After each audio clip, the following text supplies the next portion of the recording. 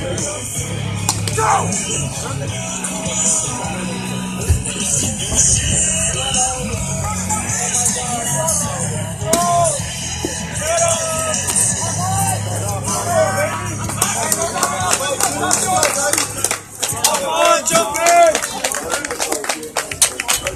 West Ranch Baseball is on the air. Good afternoon, all. Welcome to Manhattan Beach, California.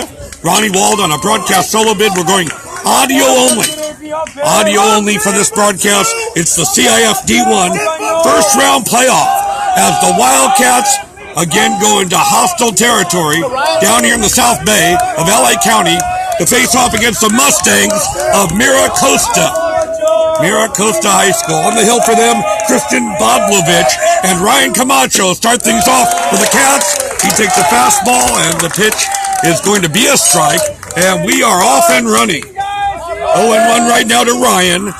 He himself number 3 in the Foothill League with that very robust 388 average. Bodlovich, he's the one that won the Bay League title last week against Redondo Union as the offering comes in down low and we have a 1-1 count. They call it affectionately sometimes Mustang Field, but mainly Osterhaus Field, a legendary former Mustang back in the 50s who passed away. The field has been named for him for all these years. It's a fastball this time. It's going to be a ball and the count 2-1. Bear with us. We will repeat it again over and over that we are audio only. There's nothing wrong with your, again, laptop, nothing wrong with your tablet or Android phone as it's fouled away by Ryan Camacho. So a ballpark that goes all the way back to the early 50s, 1953, but it's undergone a complete renovation. Synthetic turf in the infield, natural grass in the outfield. We'll get to the dimensions in just a minute. 8-foot barrier left-right and a 20-foot wall in center. Yes, you must hit it over that barrier to hit a home run here. As it's hit on the ground by Camacho, it's a foul ball. Down there to Brady Burrell is handling things in the third base coach's box. And we've got Bobby Cardamone, late of Kennedy High School in Granada Hills, handling things at the first base box. Just starting things off here in very cool and seasonable weather-wise. Manhattan Beach, down the line, into left field, base hit to start this game off, 4-1 Ryan Camacho. Let's go! All right. A full house here at Osterhaus Field, and there's a lot of the fans are mixed together. Oftentimes you see in the high school realm, you'll see the home fans down the third baseline, the visiting fans down the first baseline. Not here. Everybody is all melded together here, and we're going to see how it all works out as Will Chambers steps in with his big 9 home runs at the plate right now for West Ranch. First time down here in the South Bay area for Casey Burrell. Fouled away at the plate, and it is 0-1. In fact, we went back in the history book. We could not find ever West Ranch ever playing this Mira Costa team. In fact, we dug deeper into the 12 years of varsity baseball at West Ranch. I don't believe that West Ranch has even played a team from the Bay League. That includes Redondo Union and Inglewood High Schools. Bodlovich right now from a stretch. Comes right back. It's a strike to Will Chambers. And it's 0-2. Here we go. On deck, the sophomore Nicholas Perez. But first, they got to get through Will Chambers, who's been moved up in the lineup because there were just too many teams walking the young man. So they put him up to number 2 with his 9 homers, 40 runs batted in. Bodlovich delivers and the pitch up high. Again, it's 3:05 down the left field line here. Again at Osterhaus Field, 3:20 down the right field line. It looks symmetrical, but it's not. It's asymmetrical. 375 to left center. Only 360 to center. 350 to right center. And again, a 20-foot barrier in center. Here's the off-speed pitch, and that one misses. The count even at 2-2. Ronnie Wald on a broadcast solo bid. Back in the postseason with West Ranch. 12 years of varsity, 9 times they've gone to the postseason, including last year, a 6-2 loss against Orange County's El Dorado High School. Chambers, a very patient hitter, and what a great, again, slugging average he has. Well over 800. Oh, Will. Roederer there at Hart got over 900, but Chambers number 2 in the Foothill League. Trying to cash in Ryan Camacho. He's got himself 5 steals this year. Swung on and missed. Strike 3. One thing about Will Chambers being a power hitter, you don't expect, again, a swinging strikeout. It's as rare as hen's teeth, but Will is gone. 1 away, and here comes Nicholas Perez. On a West Ranch team, if you're not familiar with them or your first time on the broadcast, got a couple of sophomores out there. The starting catcher at the plate right now, Perez, and also the starting third baseman, Ryan Farr. Shows the depth and quality of the West Ranch program. But Mira Costa has a pretty, again, well-known and exciting program themselves. They won 27 games this year. In fact, 27 of 30. Perez, the offering to him, taken for a strike, it's 0-1. In fact, Mira Costa, 27-3 mark, and they won the Bay League, winning 14 of 15 ball games.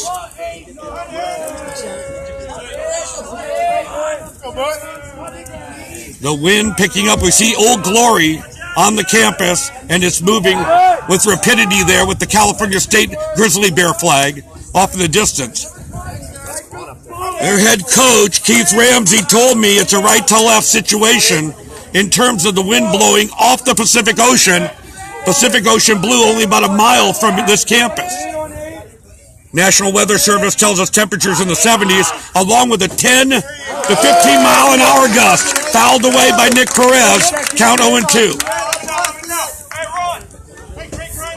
Truly a great surprise is the sophomore Nick Perez, 359 average.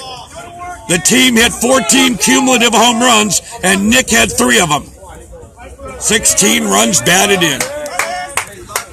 Don't say he's not quick out there as well. He's got 8 steals as well for a catcher. That one, he went fishing for that low pitch, off speed.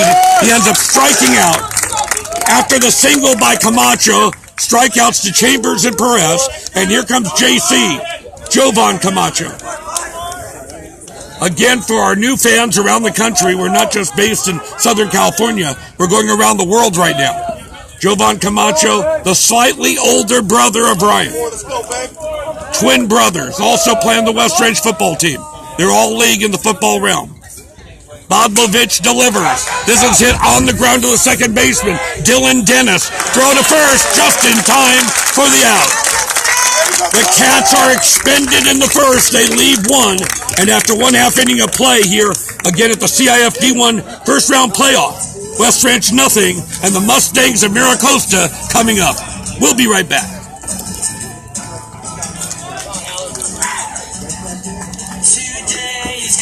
Ronnie, are you doing video or just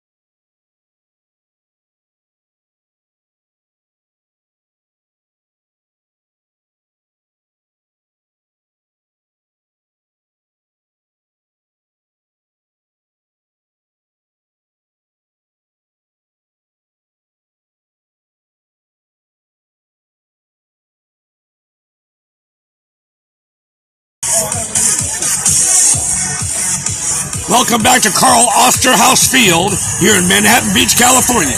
Ronnie, Wald bringing it to you on Waldcast. The Cats denied in the top of the first. They left a runner on, and now we get a good look at, again, the 27-3 mark. That's really out of this world. What a mark for this Mira Costa Mustang team.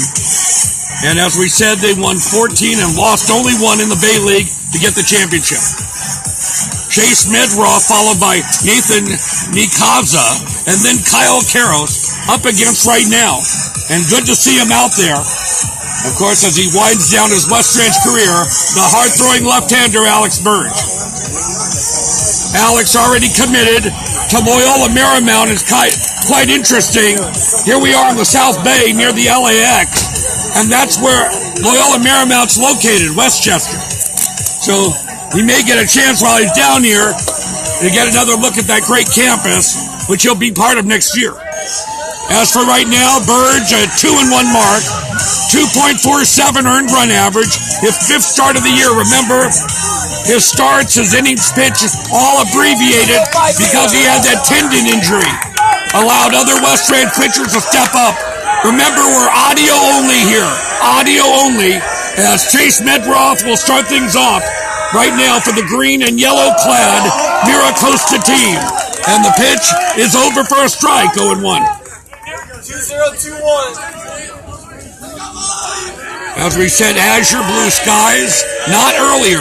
There was a marine layer, a coastal eddy, and now we see a few of those clouds left. Line drive, right center. Medroth gets the single, takes the wide turn. The first inning of the ball game for the Mustangs, as they've got a runner on first here in the first inning. Medroth, known as one of the key players, the starting shortstop, a solid single to right, and here's Nathan Nikaza. So Chase Medroth, the shortstop, left fielder Nathan Nikaza, Kyle Karros at third, the catcher Chris Penna, Joey Acosta at first, the second baseman Dylan Dennis, Bash Alexadis in center, Dejan Liava'a, I got that one, DH, and Nick Solan in right. And there you have it, the starting 9, the starting lineup for this Mustang team. Left-handed bat of Nikaza, Nathan the first name. Waiting, runner goes. Here's the throw from the sophomore catcher, Perez offline. It's a stolen base from Medroth. He's in scoring position right now for, again, the Mira Costa Mustangs. Mira Costa, quality program. They won 2 playoff games last year, but ultimately lost in the quarterfinals.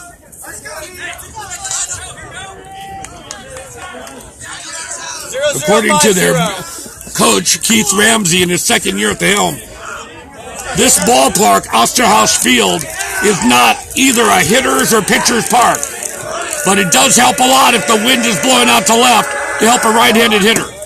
Squaring to butt number 22, Nikaza, and that pitch looked like it was inside, so it's now 2-0. Glad you're with us on the network. Our 5th year with West Ranch Baseball. It keeps getting better and better. I'm celebrating my 37th year in LA sportscasting. Glad to bring it to you here. Live CIF action, the D-1 first round playoff. Alex Burge from a stretch to improve its control, a backwards glance, and a fastball for a strike. 2-1 it is. If you're just joining us, no score, but Mira Costa threatening right now.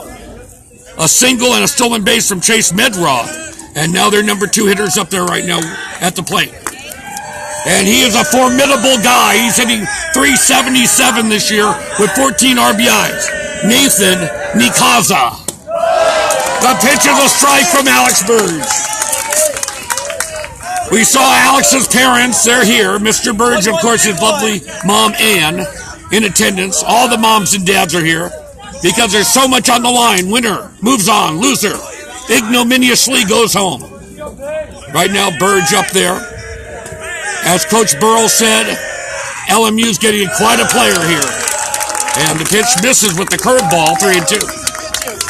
Alex may just well be the fastest guy on the West Ranch team. Very capable with the bat. But he was the number 1 starter this year before, again going down with that arm injury. Now he's back in there right now. By the way, Cade Nichols stepped in and had an outstanding job filling in for Alex Burge, and he is available to come into this game if need be. 3-2, nobody out. The runner takes the lead off second base. Here's the offering. Off the end of that, chopper down to Bumgarner. Bumgarner takes in the bag himself, and he's out at first.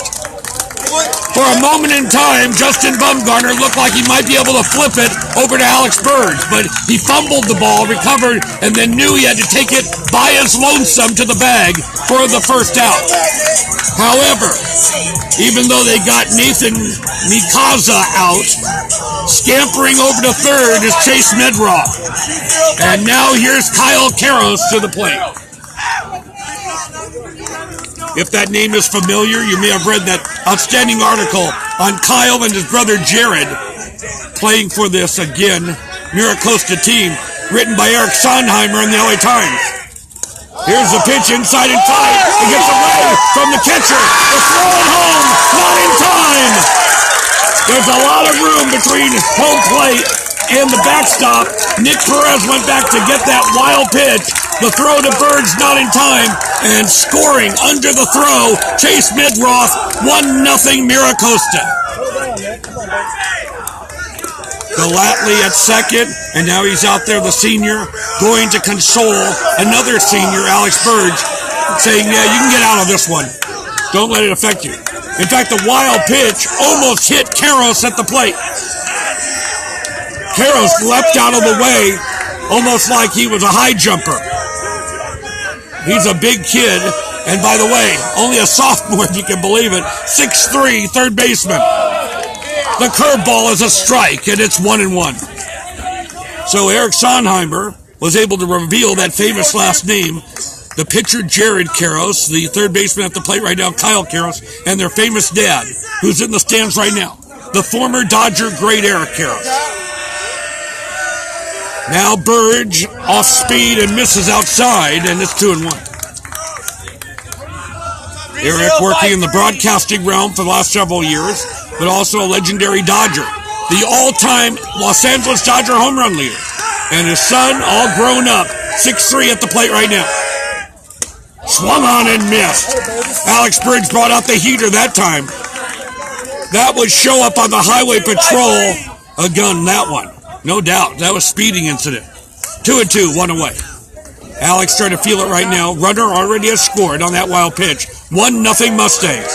Alex, here she comes. A fastball down low, and it's 3-2. So again, if you joined us late, an asymmetrical ballpark, 8-foot barrier out there that lifts up to 16 to 18 feet in center field here. Kind of quirky. And an old-fashioned ballpark that's gotten a new, I would say, coat of paint, looking great. Pitch inside, ball 4. The ballpark, named again Carl Osterhaus Field, constructed in 1953, but in the last couple of years it's undergone some major renovations. Now you've got Chris Penna stepping up there, Karros at first base. Penna, 1 home run, 12 runs batted in. On a Mira Costa team that only hit 4 home runs total this year. Penna, the last name. And the umpire asked for time. There's one down here, bottom of the first, 1-0 Mira Costa. Every pitch, again, full of drama. Drama so thick you can cut it with a knife. Burge rocks and fires away with the curve outside, and we've got ourselves 1-0. Fantastic weather down here. Again, we know the National Weather Service told us temperatures in the high 60s, maybe get to check that low 70s as well. But you've got beautiful Mediterranean-like climate here, and the cloud cover starting to dissipate a little bit. Azure blue skies we see off in the distance. Here's the 1-0. A fastball for a strike. It's 1-1. Well, we're doing our audio-only broadcast, so don't try to adjust your tablet, your PC, your Android, or iPhone. We just want you to know this Mustang team is adorned in a good-looking white uniform, yellow lettering, green undershirt, white, yellow, and green helmet. The Cats are in their pinstripes. Alex Burge delivers, fouled away. In fact, that uniform was designed by the players, made possible by Bagger Sports, and want to thank them making this broadcast possible. And again, West Ranch leading the league in uniform changes. It's got gold pinstripe and Cats emblazoned across the front. 1-2, one away, 1-0 Mustangs. Penna waiting at the plate. He has obvious power. Burge comes right back. A fastball misses. He almost committed himself on that one. When you break the wrist, that's a strike, but he held up at the last second before they could call a strike. As a result, it's a 2-2 count right now. Alex Burge, ready to head over to Loyola Marymount, but he's got unfinished business to take care of with West Ranch. You know what I mean? Looking at the runner at first, delivers, swung on and missed. He blows him away with a strikeout. First of the ball game. 2 outs in the inning, and here comes Joey Acosta. While we have this chance, let's take a look at the Wildcats with the leather. It's Burge and Perez, the battery, with Bumgarner, Galatly, Stefanos, and Farr around the horn this afternoon in Manhattan Beach, California. Joey Acosta stepping up there, the starting first baseman for the Mira Costa Mustangs. Joey, a power source with 1 homer, 15 runs batted in. It's a lefty versus righty matchup, so advantage to the hitter. As the pitch is outside, it's 1-0. Here's your Wildcat outfield. It's been intact for most of the year. The G-men, Garrett Monheim in left. The Camacho brothers, center and right, respectively. Joe Vaughn in center. Ryan Camacho in right. 1-0, 2 down. 1-0, Mira Costa. Burge deals. The pitch is a strike. Very intimate layout here. Wish we had our video going. Unfortunately, the CIF fees, exorbitant, just like all fees in California seem to be. So we're bringing it to you on the audio. We did an audio broadcast yesterday in Montebello, and it seemed to be people liked it. So here we are, made the trip from Montebello over to Manhattan Beach. He's late on that one. What a pitch that time. Pulling the string, Alex Burge. Now we've got a 1-2 count. 2-4. He's already surrendered 1 run, but you can see the young man with a great baseball IQ out there, and one of the outstanding students at West Ranch High School. Has an incredible baseball IQ. Right now, he's going to try to take care of business himself. Here's the 1-2 offering. It's a little outside, 2-2. Right here at the Mira Costa campus, a campus that goes back to the early 50s, and certainly this field as well. Plenty of memories. And of course, we've got 2 of Eric Karros' sons playing on this Mustang team. Eric taking up residence in Manhattan Beach all the way back to when he played for the Dodgers. Deuces Wild. A check of the runner, 2-2. Strike 3 called! Alex Burge takes care of business, striking out 2 in the inning.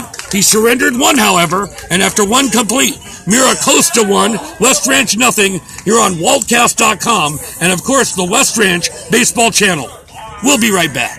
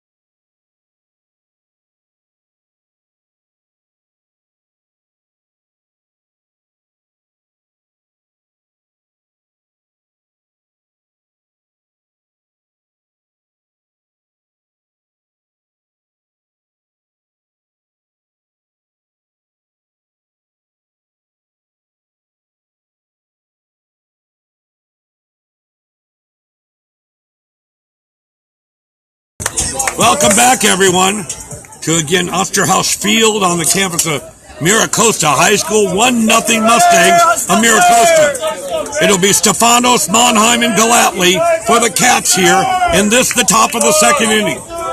This broadcast brought to you by Bagger Sports, your one-stop shop in of course, the Santa Clarita Valley area.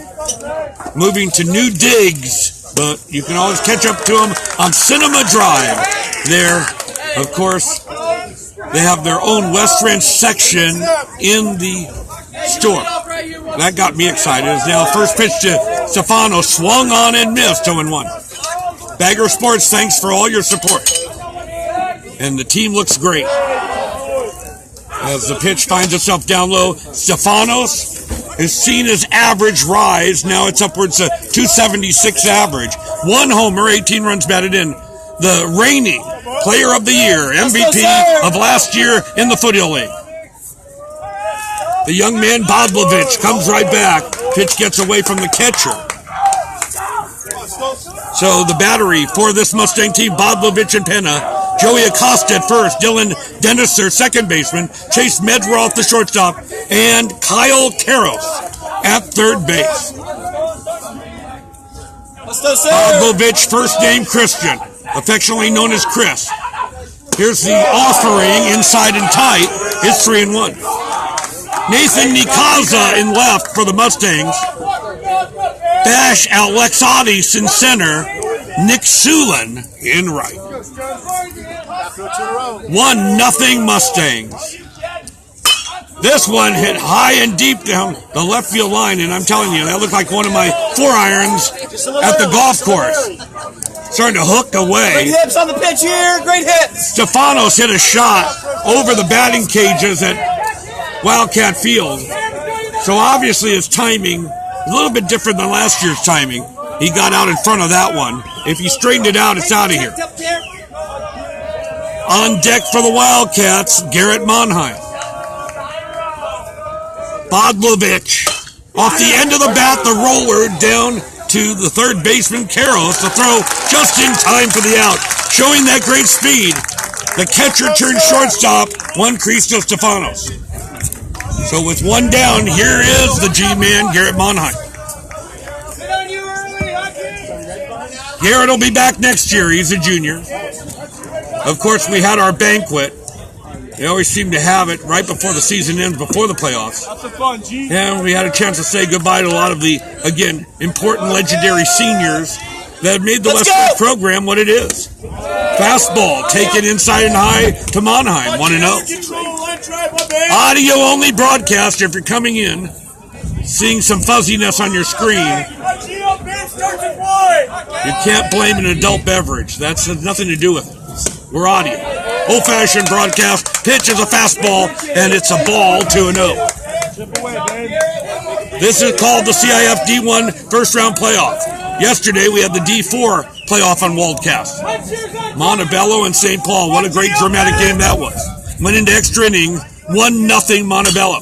High pop-up left side. Of course, the high school tournament for the southern section, just legendary. Fantastic. It's spread out all over Southern California. There's more member schools in the CIF Southern section than any of the other sections in California. Somewhere like 700-800 schools. And look how many divisions. 1 to 7. And Monheim is going to be off speed, over for a strike at the knees, and the count even at 2-2. Sorry, we don't have the book on Bodlovich. Stats were not posted by this Mustang team on Max Preps. So we're operating a little bit in the dark here. We know that he did get the victory. He went 6 innings, gave up 2 runs against Redondo Union. That's the game where Joey Acosta of the Mustangs hit the grand slam home run. Bodlovich deals and is fouled away. 1 down here in the top of the second inning. The Cats already down 1-0 here. Win this pitch. The Cats ended up in second place in the Foothill League race, 1 game behind Hart. Hart is at home today playing Los Alamitos. Bodlovich comes right back. Little nubber, chili dip down the line. He picks it up, the flip to first, in time for the out. Nice play for the pitcher to get off the mound as quickly as he did. Give credit to Christian Bodlovich for the out, the second one in the inning. And now here's Evan Gallatley. Evan amongst a few West Ranch players that had trouble getting on track batting-wise. Stefanos, Jovan Camacho, Monheim, Farr. But Gallatley and the other guys have all gotten their averages up in the latter part of the season to contribute mightily to the West Ranch cause. The pitch is a strike. It's 0-1 to Evan. Get on base right here. Y'all 2-1. Christian likes the sign from his catcher, Chris Penna. Wheels and deals, and the pitch going to be a strike, and it is 0-2. Top of the second inning. The one-and-done tournament. It can be heartbreaking for a team. Last year, West Ranch went on the road to El Dorado, lost that first round game. Fastball up high. We cannot forget 2 years ago when they won that first game, Modern Day at home. Ultimately went on the road, beat Norco and El Toro before losing at Blair Field in Long Beach. What a year that was. 2 years ago for West Ranch. Hoping to repeat that here in 2018 as the pitch is bounced in front of the plate and the count even at 2-2.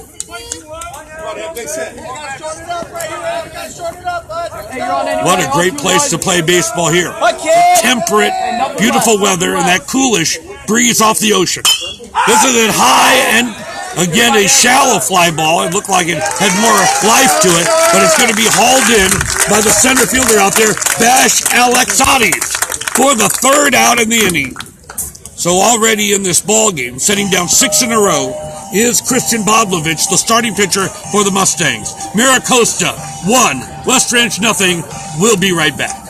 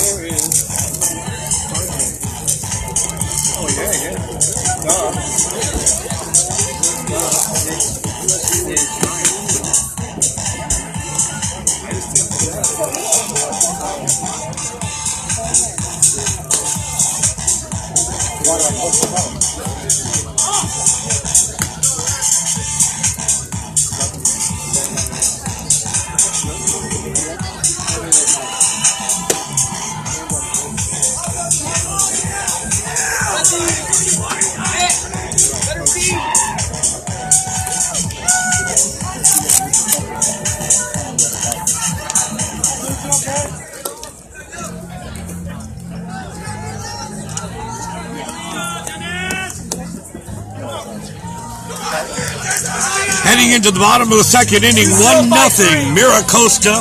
Glad you're with us here on the network. Alex Burge begins his own second inning of work. Starting things off, Dylan Dennis, the second baseman for the Mustangs. Dennis, 8 doubles this year, sent it down the right field line, and one thing, our view is really obstructed down the first base line. All we can do is hope that we can hear the plaudits of the crowd to tell us that the ball was caught or not. We're down the first base line, and we really have trouble with the perspective on the pitchers as well. But we'll hang in there, do the best we can. The southpaw fires away, pitch outside and high, it's 1-1. As we noted, Alex Burge has abbreviated stats. He was counted on to be the full year #1 starter for West Ranch and went down with a tendon arm injury. This is only his 5th start of the year. Kicks and fires away, and that pitch down low. 2-1. He has logged 22 2/3 innings. In that time, he has 24 strikeouts and 10 walks, a 2.4 earned run average. 1-0, Mira Costa, known affectionately as the Mustangs, fouled away. Makes it 2-2. Well, on our broadcast Thursday, final regular season game of the year, with our legendary broadcast cohort, Randy Rosenblum joined us in the broadcast booth. I guess I was so excited with Randy there, I forgot to talk about an important milestone reached by Casey Burrell. Swung on and missed that one on the high hard one, and he's gone with the strikeout. Alex Burge, now 3 strikeouts in a row of Mustangs, and the hitter is Bash Alexades. Yeah, Casey Burrell with that victory over Golden Valley last Thursday, 200th lifetime win in the 12 years that they've had varsity baseball at West Ranch High School. The only coach West Ranch has ever known. So congratulations now as Alexades steps in there, a fastball to him, and it's going to be a ball, 1-0. First name Bash. So we thought, boy, I wonder if that has any relation to a baseball moniker, a baseball sobriquet. Bash Brothers? No. His name is Sebastian. Swung on and missed this time, takes a big swing. And again, if there is a breeze out there, enough that we can see Old Glory on its staff, far off in the distance on the campus of Mira Costa High School, it looks like it is blowing, and there's a jet stream, probably 10 to 12 miles an hour. Right there, Alexati's tried to get it up in the jet stream. That time, off speed pitch, and he got out in front of it, fouled it away, 1-2. 3-2-4-1. So Bash and the last name Alexati's. 7 doubles this year. 16 RBI.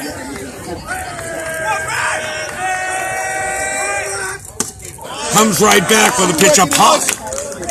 Now it shows on the scoreboard at 2-2. We got ourselves one down here. We don't expect to be a plethora of runs here. Expect it to be truly a pitcher's duel, as many of these CIF, again, playoffs are. Nip and tuck, no doubt. A real battle. Swung on and missed out in front of it. And taking the long walk, disconsolate walk, back to the dugout is Bash Alexati's. And now, Alex Bird's got 4 strikeouts in the ballgame. 4 strikeouts in a row. And now, here comes D-1. Here we go, multi-syllabic. Leah Baja. Hope I got that right, for the sake of his parents. D-1 like the mustard. That's his first name.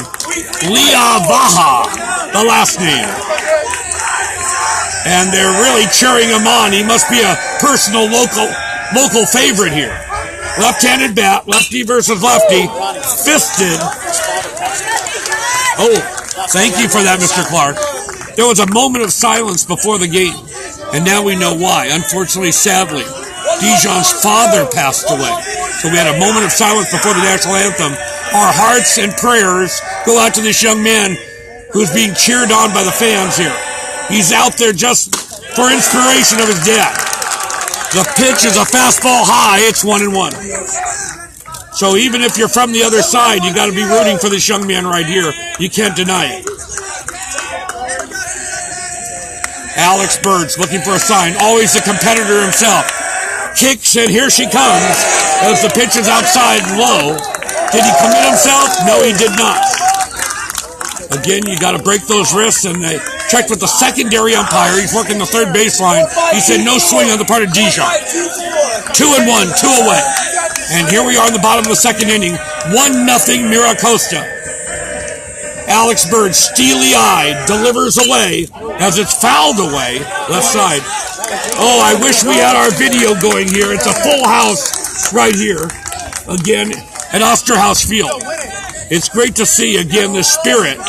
And, of course, the support of high school athletics. In evidence right here in Manhattan Beach, California. Okay, the crowd getting going one more time. Bird's looking for a sign. The 2-2 pitch. Outside, 3-2.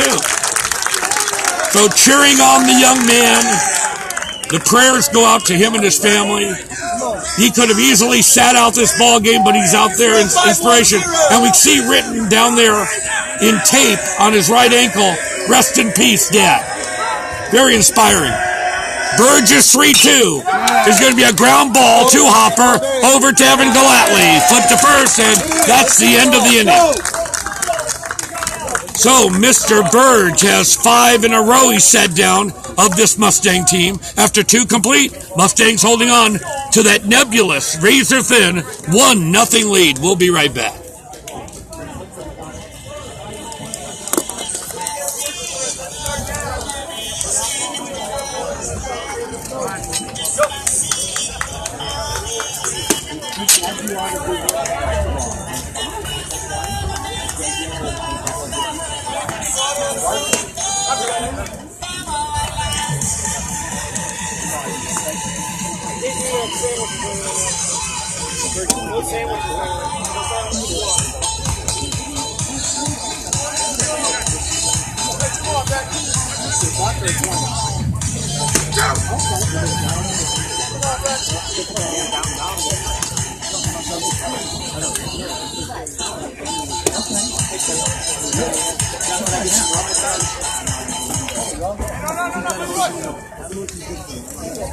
We swing down to the third inning of play in this audio-only broadcast. Ronnie Wald, proud to bring it to you here on a broadcast solo bit. In this, the CIF D-1 first-round playoff. Mira, Costa 1, West Ranch nothing. Bumgarner, Farr, and the top of the order in Ryan Camacho. Only one hit apiece for both these teams. Camacho's leadoff hit in the first, and then likewise Chase Medroff had a single in the first, but he ultimately scored the only run of the ballgame. As the fastball's a strike, again from one Christian Bodlovich to J-Bum, Justin Bumgarner. We did not see his mom, Tracy. I know she has trouble in working the LA County court system downtown LA. So many times she's on the broadcast, and if she is driving home or trying to come down over here, I can say that it's a lot easier with our audio-only broadcast. She doesn't have to watch her son out there. Just hear our, again, vivid descriptions, as that's a fastball, too. He throws about 70% fastballs, and the count is 1-2 to Justin. We also know his grandparents are out there listening in the valley, Nancy and Russ. Now a high pop-up is over on the right side here, drifting foul, and looks like it was caught. I'll tell you something, my view completely obstructed down the line here.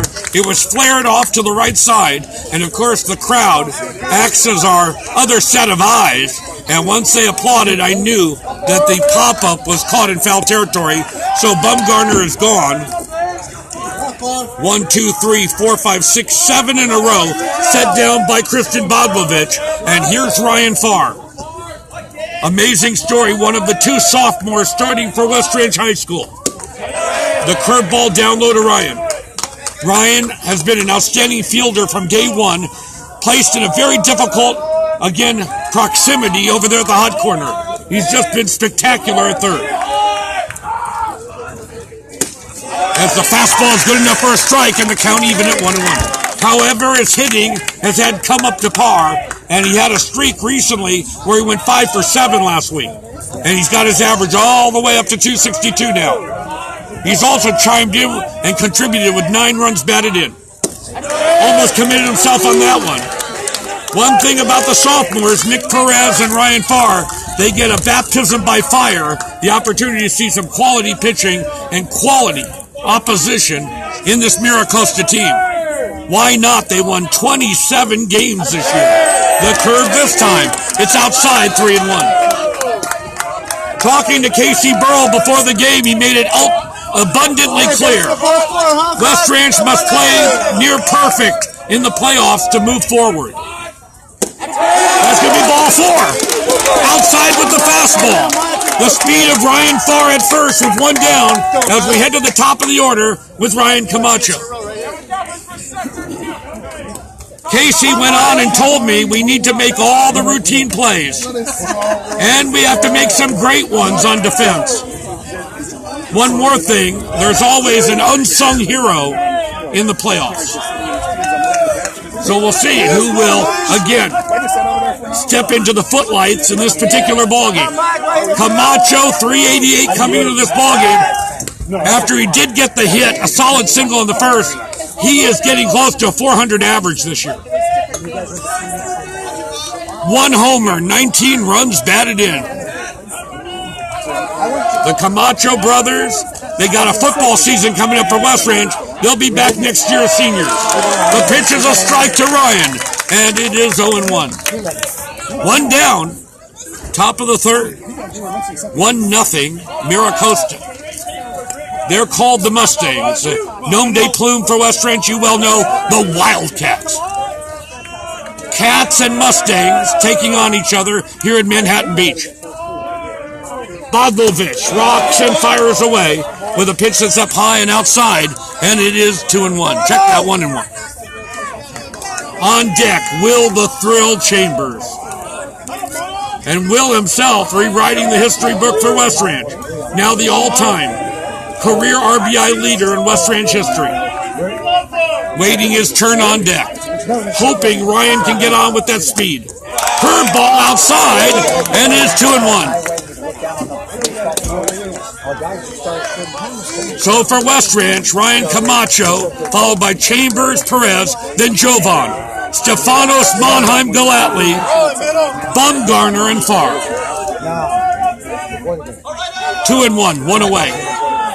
Bodlovich remembers well the solid single in first inning given to Ryan Camacho. Waiting, a very patient hitter, but that was a strike, and it's 2-2. The crowd is really into this one, and we've got the rarefied air. Those two of his sons are playing out there for the Mustangs. Former Dodger great Eric Karros is in attendance. 2-2, one away. Hoping to get something started, trying to spark a flame right now. The pitch, and this one is lifted to right. Gauging it right there is Nick Soulon, who will make the grab in medium right field for out number 2. Retreating back to first base, Ryan Farr. So Ryan Camacho, 1 for 2 this afternoon, and here comes Will Chambers.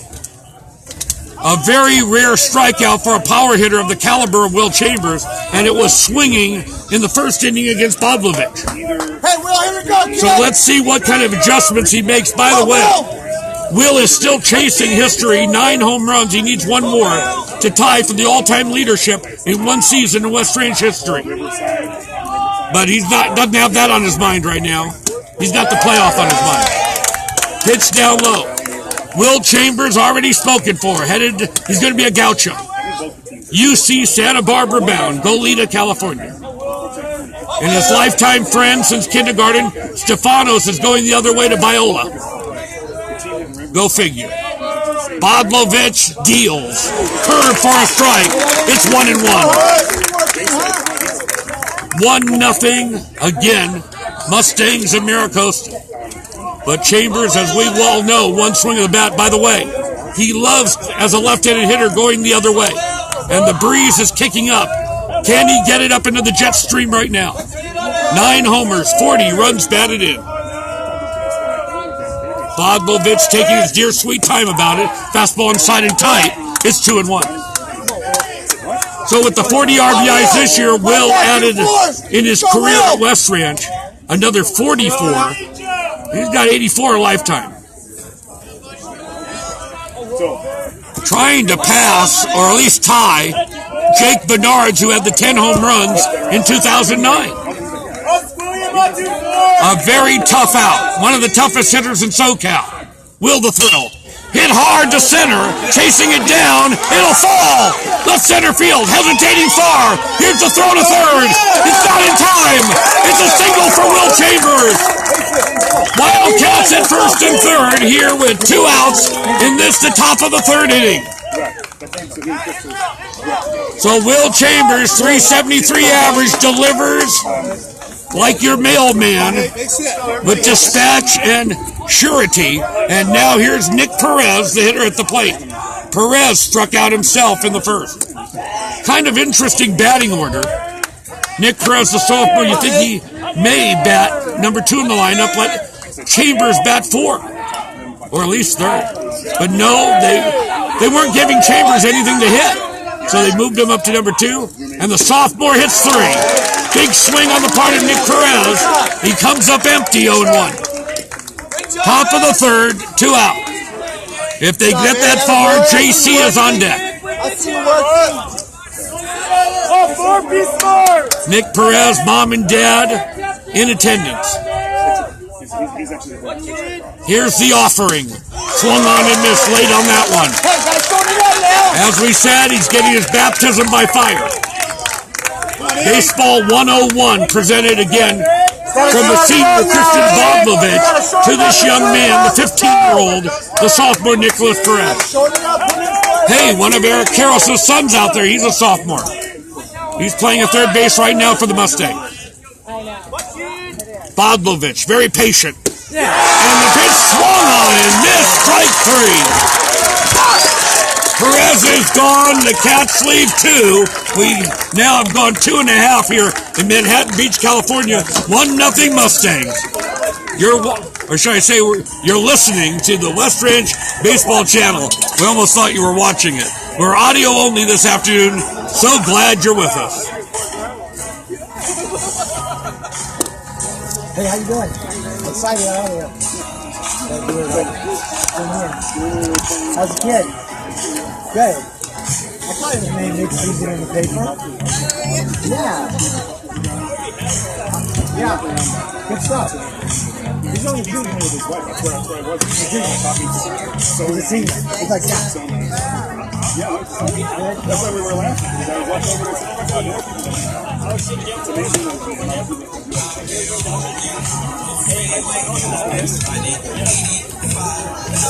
Taylor. I like go Texas. It's all good.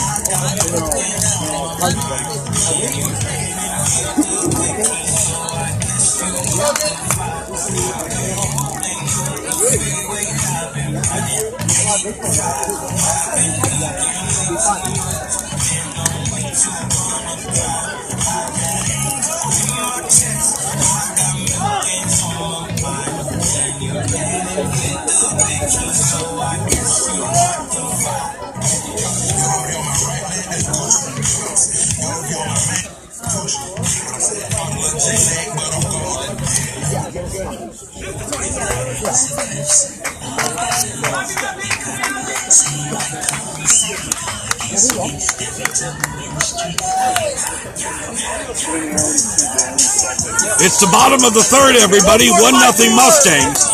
We had a great game yesterday. 0-0 going in extra innings, Montebello and St. Paul, before home squad Montebello somehow prevailed.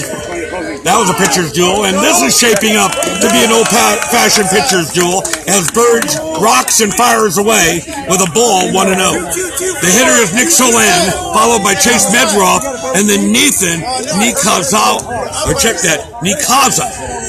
Multi-syllabic names. We got a lot of them on this Mustang team. And now the pitch, it turns out to be a strike, and it's 1-1.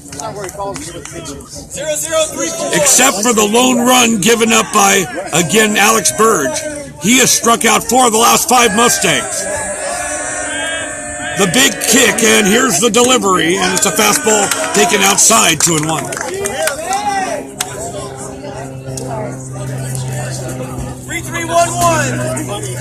2-1, nobody out. And the young man Solon on a Mira Costa team. Overall, they hit .335 team average. West Ranch at .307. Pitch misses outside. It's 3-1. They've hit, as I said, my bad, I said 4 homers. They've hit 6. West Ranch has parked 14 home runs this year. 9 of them from Will the Thrill Chambers. Burge into the windup, and he deals. It's a fastball, misses, ball 4.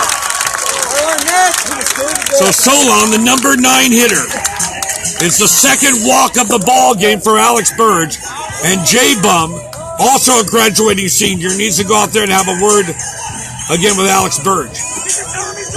Alex seems to know what he has to do. Just let him hit it, bud. Completely focused.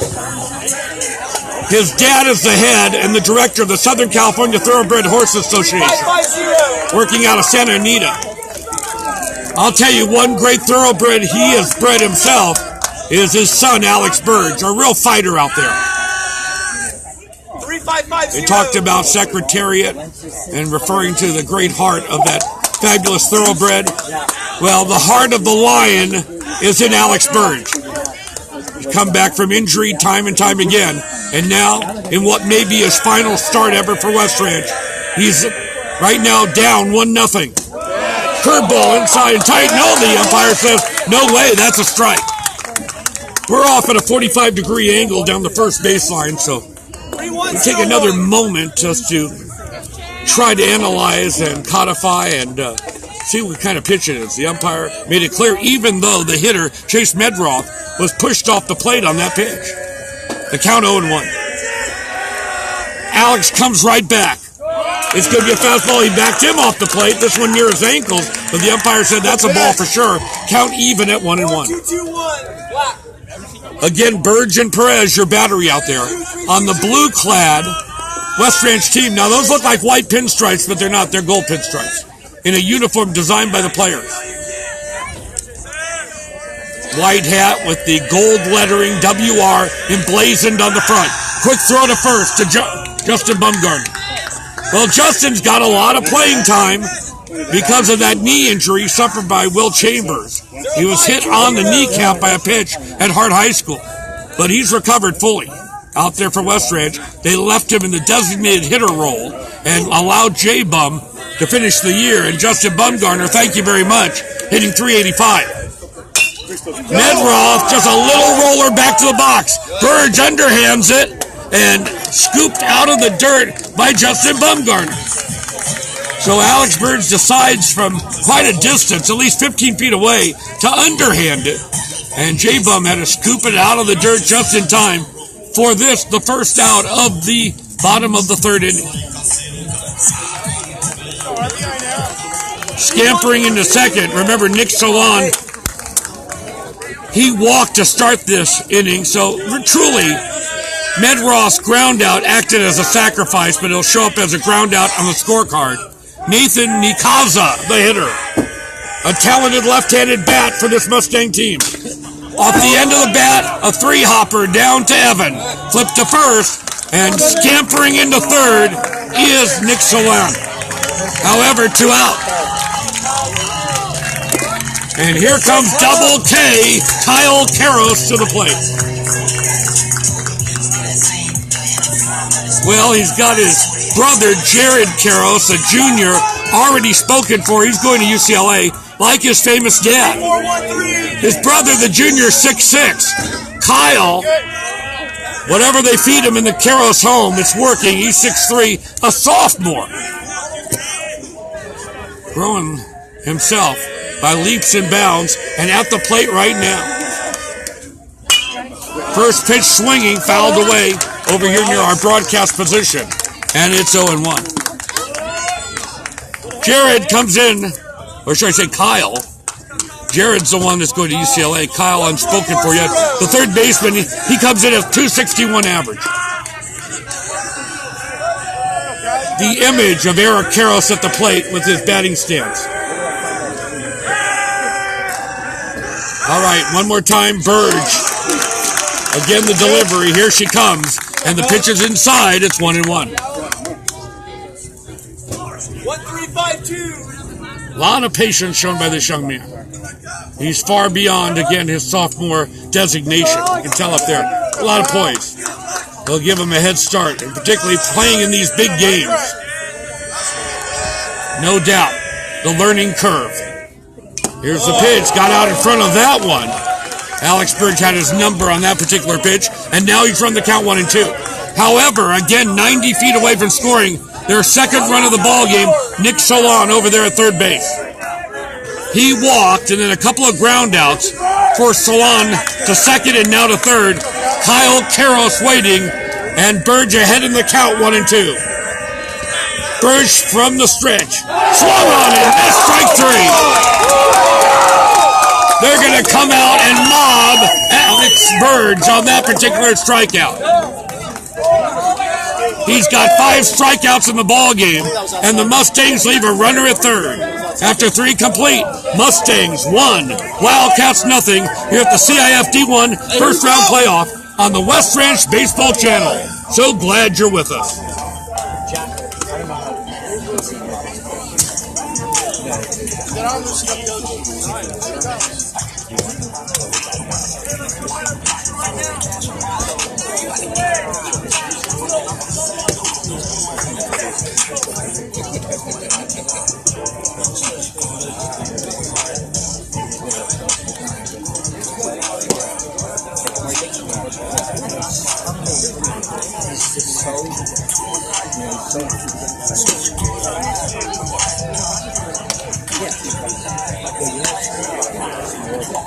tested him because he knew Jackson just went to be friends with the Green Lake kids because Jack at the front up there, they were Green Lake women kids. They're all melding. So yeah, that's good stuff.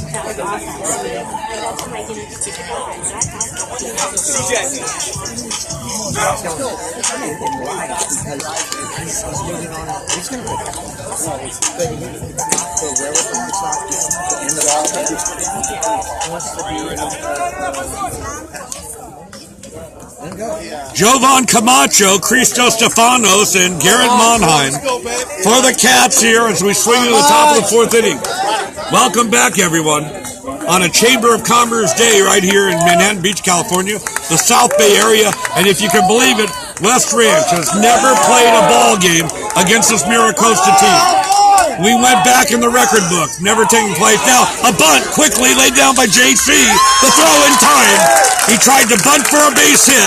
His great speed couldn't help him that time because the bunt was pushed a little too hard right back to the pitcher. That time, one Christian Bodlovich. Hey, Ronnie. Time to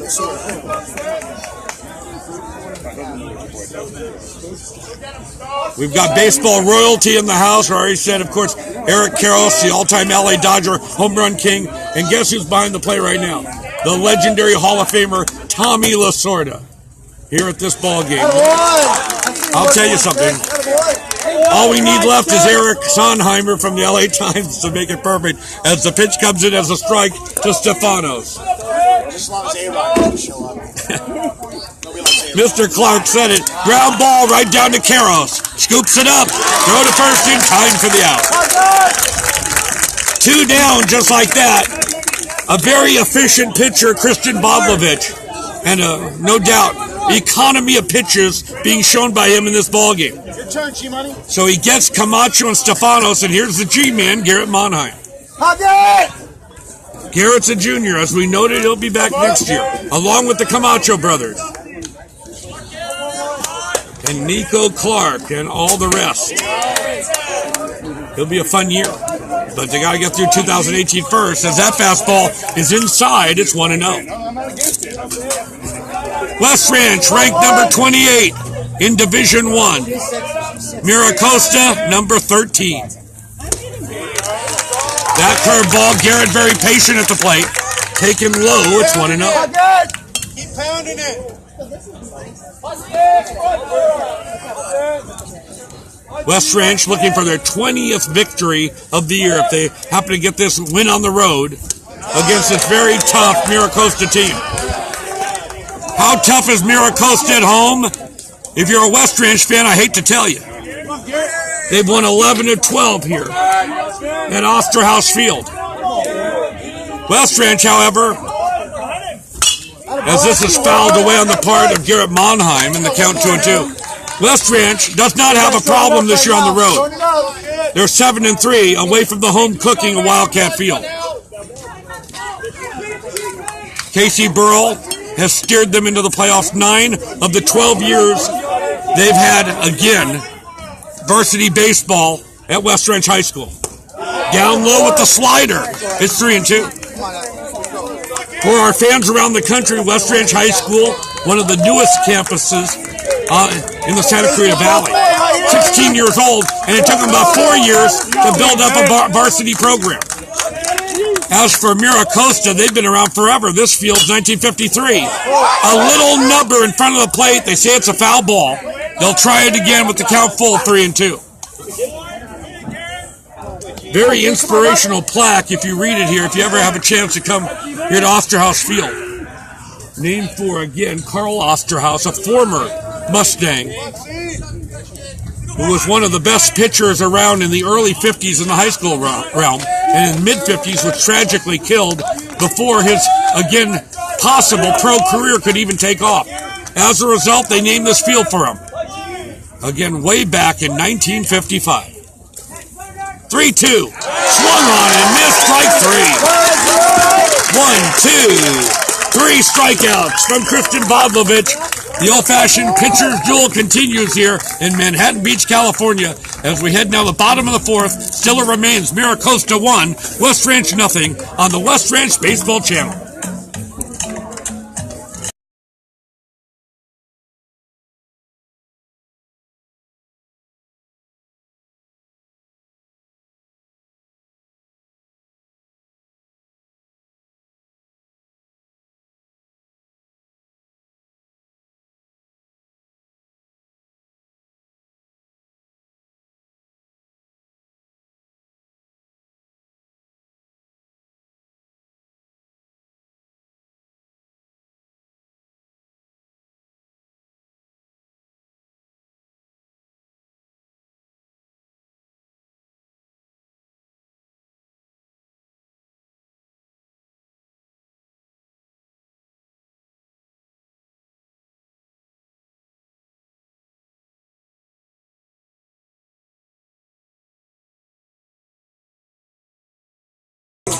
We're audio only this afternoon, again from the great South Bay region of LA County. Ronnie, Wald, your game broadcaster. Already royalty in the house. The legendary Tommy Lasorda, he's right there, out there in the sun, firmly ensconced right behind home plate. Great to see him here. Of course, Eric Karros had time again with the management of Tommy Lasorda, Bill Russell, and I believe it was Davey Johnson before he moved on to play for the Cubs and the A's to wind up his 13, 14-year baseball career. And immediately, again, found a career in broadcasting, been with Fox ever since. And the MLB champ. As we start things off here with this Mustang team, and number 6 at the plate, Chris Penna. And the pitch is a strike, 0-1 from Alex Burge. Burge all the way for the Cats. Christian Bodlovich all the way for this Mustang team. Butting heads, a mano pitcher's duel right here in Manhattan Beach.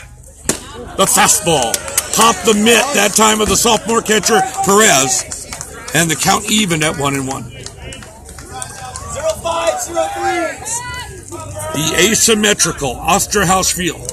If you ever have a chance to come out here, piece of baseball history. They've had a lot of it over the years here.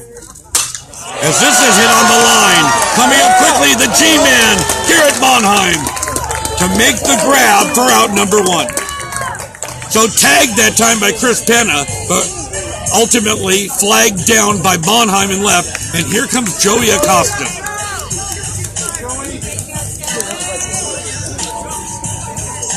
There's an interesting story for the second-year head coach of this Mustang team, Keith Ramsey.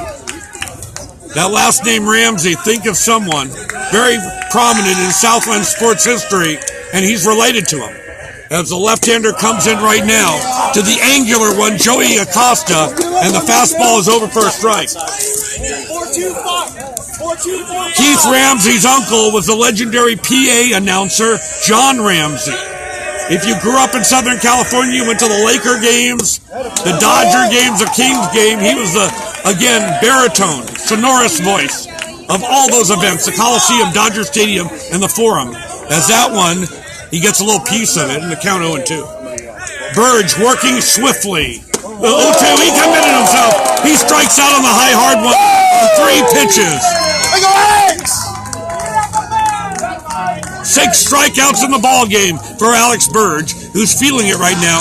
And here's Dylan Dennis, who struck out against Alex back there in the second inning. 1-3-0-0. Of course, Ramsey himself, Keith Ramsey, went on to have a fine prep career himself at Loyola High School. The slider on the part of Alex Burge to Dylan Dennis is down low outside 1-0. 1-2-0-4. Keith Ramsey hit .510 at Loyola for the Cubs. No doubt the oldest high school in Los Angeles. Swung on and missed, and now it's 1-1.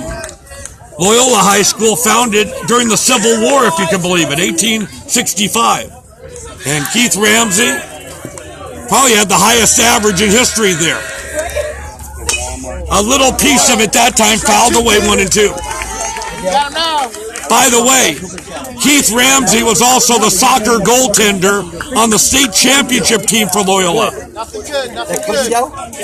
We know their former coach, Mike Cordero, is listening in. He's now the current coach at Chaffee College. And, of course, we want to say hi to Mike, a former, again, Agoura and Loyola coach. So that time, he was ready to go into the delivery. He stopped and starts, and now he's going to start right up one more time with the windup. 1-2, 2 away. Into the windup. Here's the pitch. He waited on that one and sends it to right, but has a gauge on it. Ryan Camacho to squeeze it for out number 3. 4 innings are gone in this one. Somewhat of a dramatic game so far, and what a game it is in the pitching realm. 1-0 Mustangs of Mira Costa over West Ranch. We'll be right back.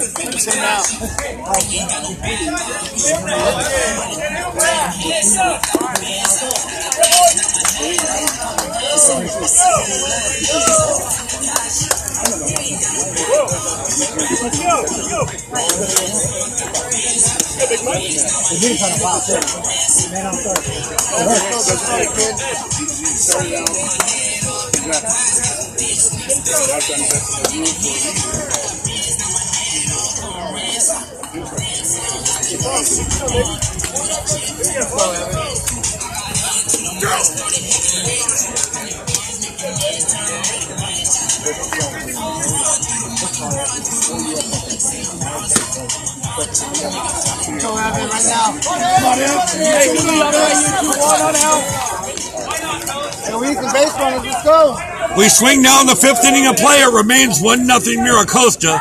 Galatly, Bumgarner, and Farr, the bottom third of the West Ranch lineup. The two guys here batting 7th and 8th, they're both going together to Lincoln, Nebraska.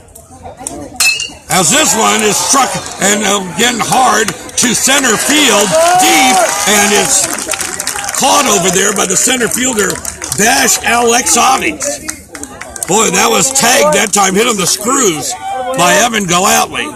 But Alexotis covers a lot of real estate out there in right center field to haul it in, so Galatly is gone. And here comes Justin Bumgarner.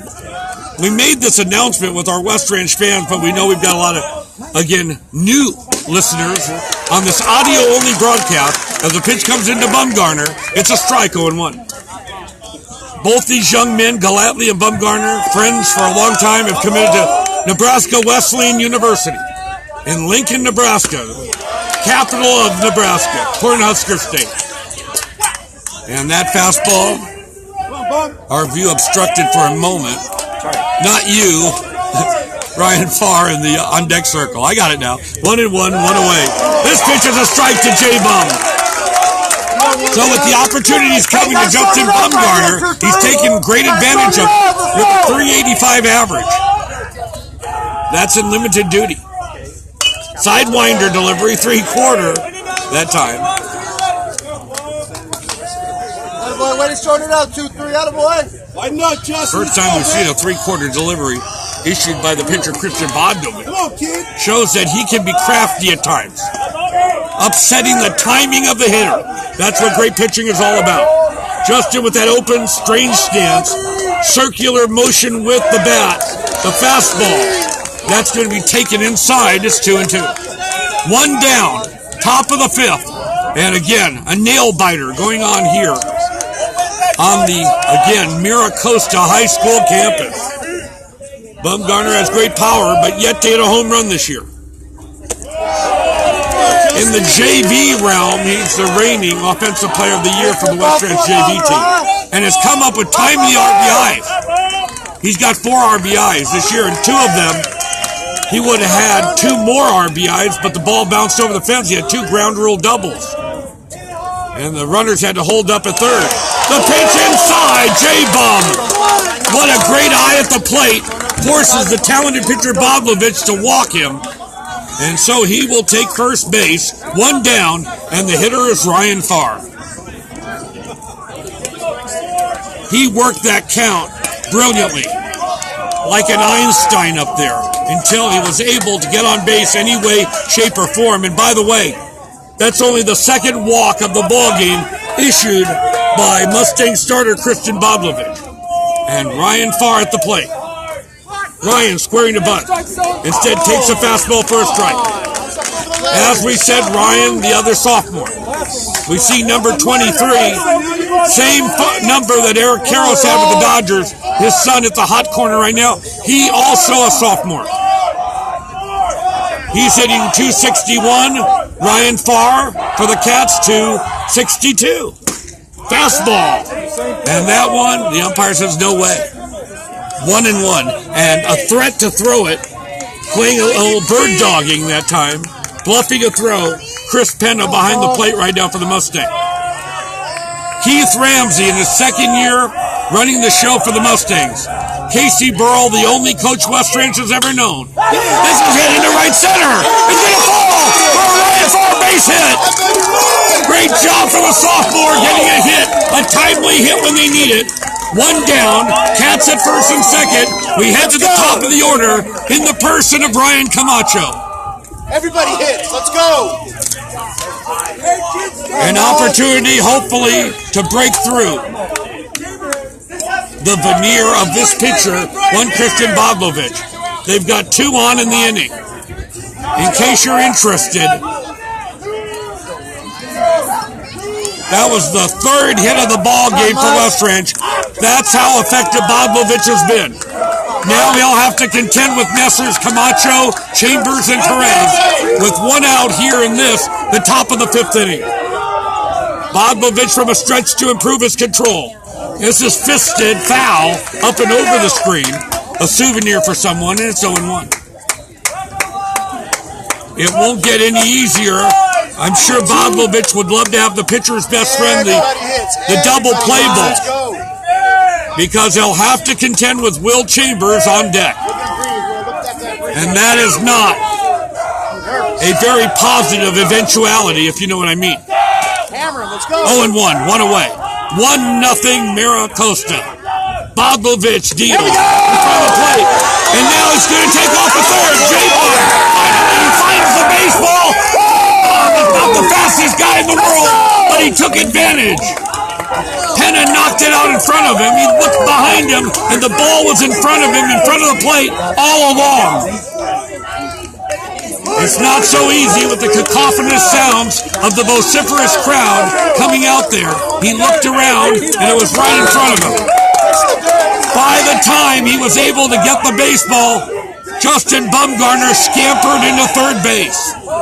Now a golden opportunity with Katz at 1st and 3rd. It's a 1-1 pitch right now from Boglovich to Ryan Camacho. Hit hard right to the 2nd baseman. Knocks it down. The throw to 1st. Just in time. The will score. Great job, RBI, Ryan Camacho. And we have a deadlocked, flat-footed tie. 1-1. Give credit to Justin Bumgarner. He got on base thanks to the walk, found a way on a wild pitch to get to 3rd, and on that ground ball to 2nd base, Ryan Camacho thrown out for the 2nd out of the inning. Ryan nonetheless will get an RBI, driving in J-Bum, and we have our 1-1 tie. And they want nothing to do with Will Chambers. With first base open, the obligatory walk, the intentional walk of Will the Thrill Chambers. And now they'll deal with the sophomore, Nicholas Perez. So it took them 4 2/3 innings, but they finally break through against Christian Boglovich. West Ranch 1. Mira Costa 1. And Nicholas Perez, a hungry hitter at the plate, struck out twice in this ballgame. Got a little piece of that one, fouled it away, 0-1. The Mustangs are not out of the woods yet. Wildcats at 1st and 2nd. Will Chambers, the intentional walk a moment ago. And Ryan Farr, plenty of speed at 2nd base. A single will score Ryan Farr. However, 2 down, JC, Jovan Camacho on deck. It's hit hard down the left field line. It's going to be trouble. And they say it's going to be a foul ball by inches. A long drive down the left field line. It started to hook at the last instance. And I'm telling you, 6 to 8 inches away from, again, being Extra Base City. And I'm also tell you that, no doubt, Nick Perez would have driven in both West Ranch players with that particular, again, fly ball down the left field line. Nick, you guys shorten it up now. Shorten it up, eh? Heading back to 2nd, Ryan Farr. Will Chambers at 1st, and inches away from West Ranch going ahead in this ballgame. So we find out the sophomore can handle the aluminum pretty well as he goes the other way. It sure looked fair, but then started to hook at the last instance. Tommy Lasorda behind the plate nods in agreement. He knew that was a good drive. 2 outs. The count is 0-2. Here's the offering. Fouled away. Nicholas Perez proving to be a very tough out here at this juncture of the ballgame. Nick, shorten it up. Let's go, Hell of a job. You guys keep One more time, we wind it up. tension so thick you can cut it with a knife. Nick Perez waiting. He's just a kid out there. Bodlovich, the, again, veteran pitcher. This is hit in the same spot, down the left field line. This one, it's a foul ball again. This one was a lot closer to the line than the other one. 6 to 8 inches left of the line. This one looked like it fell right on the left field foul line. And I'll tell you, Keep fighting, kid. Keep Ryan Farr's parents have to have their heart in their chest right now, pumping away. If you don't have emotions right now, if you don't feel a heartbeat, you're probably mainlining. What an exciting moment. Virtually the same. Again, fly ball down the left field line. Both foul by inches by Nicholas Perez. 0-2. Bodlovich comes back. This is hit on the ground. Fielded by the first baseman. It's a race to the bag. Nicholas dives, but they get to the bag in time to record the out. And much to the happiness of this partisan Mustang crowd here again at Oosterhouse Memorial Field. The Cats lead 2, but they tie the ball game after 4.5. West Ranch won. And again, Mira Costa won at the CIF D-1 first round playoff. We'll be right back. What a ball game. You gotta make sure before you leave. You want your phone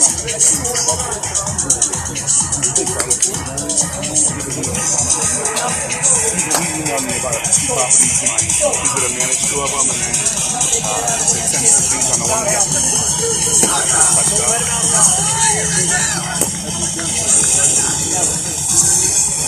leave a message at the Connell's call regarding unit 2164. Please call on Monday if you want to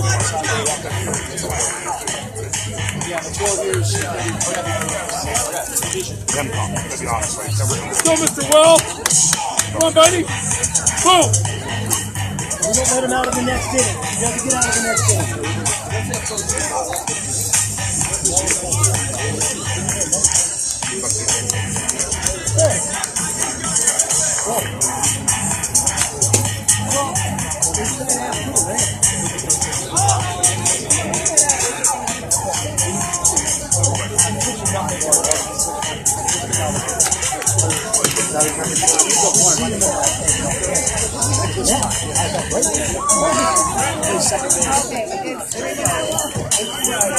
Dash Alexandis, Dijon, Leah Vaha, and Nick Salon, the bottom third of the Mustang lineup here as we swing in the bottom of the 5th inning.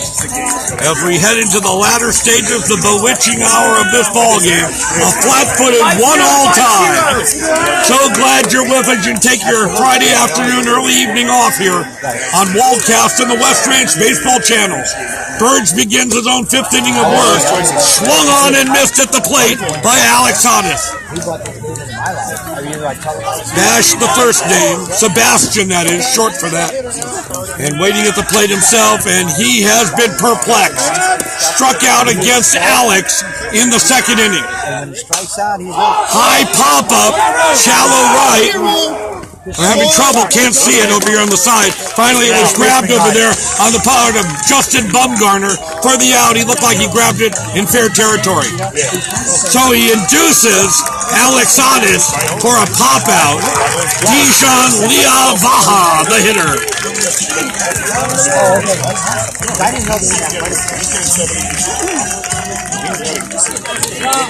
2, 3, 3. Oh, yeah. Division 2 and they're going to the World Series. Oh, because I had friends from Palm Springs. I graduated in 76. And waiting at the plate again in tribute to his dad who passed away. If not yesterday, earlier today, and he's playing the game of baseball out there. We noted earlier, even if you're from the other side, like the folks here at West Ranch, you have to have a tip of the Waldcast cap to this great young man at the plate now, swung on and missed from Alex Burge, and the count even at 1-1. Some things just transcend sports. And of course, this young man known affectionately as Dijon, that's the first name, Leah Vaha, waiting at the plate. Hits it hard as a bounding ball to Evan Galatly. Flips to first, and we got 2 outs. Oh, yeah. So 2 away, and here comes the number 9 hitter for the Mustangs, Nick Salon. Oh, by the way, West Ranch, 1 run, 3 hits. Mira Costa, and I'm double checking because I don't want to make a mistake. 1 run, 1 hit. A remarkable 1-hitter being fashioned by the young man headed for Loyola Marymount. He's on the hill right now, Alex Burge, AB.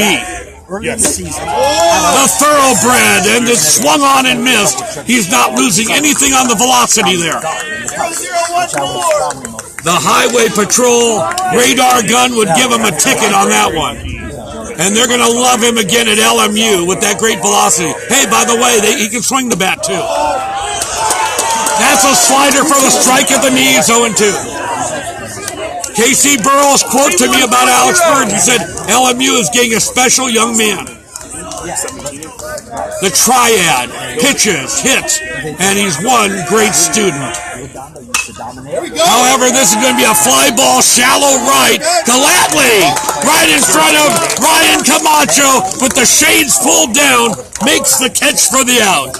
3 up and 3 down, and again, Alex Burge going through this Mustang lineup like water. He has put down 1, 2, 3, 6, 9, 12, 13, 14 Mustangs in a row in a remarkable pitching performance. And now we head ourselves to the top of the 6th inning, the 1-all tie. We'll be right back. Funny when you say it like that, though. No, they did. That's when the neighborhood is. That's baseball. Just to get when you play, that's a game of that. Right, but you have to have players. You have to get that pitching. You have to have backups. You have to have guys for certain things, you know. So,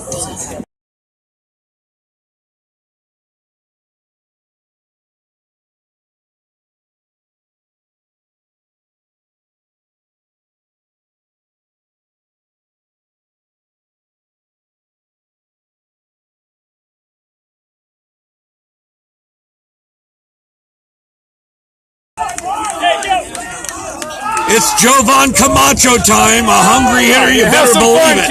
He's 0 for 2 out there. But Jovan again trying to overcome the sophomore jinx as definitely a junior. That pitch down low, and the umpire settles a strike. And the look of incredulity on the face of Jovan Camacho. I hope the photographer got that look. Holy crap! He did not plead his case like a Philadelphia lawyer. He let it go. Fastball, that's a strike. You can see the smoke coming out of his ears right now. He's fit to be tied. Jovan, again, the older brother by 20 seconds of Ryan. And it's going to be a high chopper to Karros. He'll field it cleanly, go to first for out number 1. So again, Alex Burge, the 1-hitter. Likewise, the gifted Christian Bodlovich has a 3-hitter running against a powerful West Ranch lineup. And here is Christos Stefanos, known affectionately as Stoes, and the reigning MVP in the Foothill League. 1 homer, 18 runs batted in. Right now, drive it, kid. Waiting for his opportunity, as they're saying over and over, the vociferous West Ranch fans have made the long sojourn down here from Santa Clarita Valley, imploring Christos to drive it. Bodlovich rocks. Here he comes back, and this one just got a little piece of that, fouled it away near the Mustang dugout. It's 1-1. Mr. Stefanos, he's right here next to me here. The good man, he supported our broadcast, and we're grateful to him. Great dad, father of Christos. Leo coming out of the Chicago area, Chicagoland. And this one bounced all the way back to the backstop. Another strike in the dirt. By the way, their son headed to La Mirada, California, Viola. Grew up with Will Chambers since kindergarten. But it's going to be a sad breakup. You know, they played so many years, of course, together in those junior leagues all the way through high school. But Will's going to Santa Barbara, UC Santa Barbara, Christos to Biola. High pop-up about a mile high. Medroff has it on the dirt, now the grass, to make the catch for that out number 2 in the inning. But Christos knows he just got a little bit under that one. Trying to drive the baseball. We have 2 away. And here's Garrett Monheim. We're audio only. We just want to remind you that. Don't try to fiddle around with your PC, your Android, your iPhone, your tablet. Audio only. After a full season of bringing you video action. And the costs are so exorbitant. Just being in California, they would probably charge you for breathing the air or enjoying the salubrious climate. But the CIF decided to jack up the video costs. This is not NBC here. You know that. Monheim, the curveball to him. It's ball 2-0 to the G-Man. So we did an audio only, saved some money, and got that Montebello win over St. Paul on yesterday. And this one, audio only all the way. So you'll have to rely on our vivid descriptions. It's old-fashioned baseball broadcasting. Pitch over first strike with the curve, 2-1. Thing is, with our single camera setup, we're nowhere again comparable to Fox Sports West and the multi-camera setup, but we're forced to pay the same rights fee. The fastball for a strike. I would think the CIF would want more coverage, not less. You drop in a rights fee, you start to, again, negate and encumber the coverage. As we say, go figure. Anyway, back to live action, 1-1, a 2-2 count, and the score 1-1, and it's a ground ball right at the first baseman, Joey Costa. He'll take it to the bag. 3 up and 3 out for the Cats here in the top of the 6th inning. Headed to the bottom of the 6th, and the flat-footed tie remains. Mira Costa 1, West Ranch 1 on the West Ranch Baseball Channel. Don't you dare miss the final innings. We'll be right back.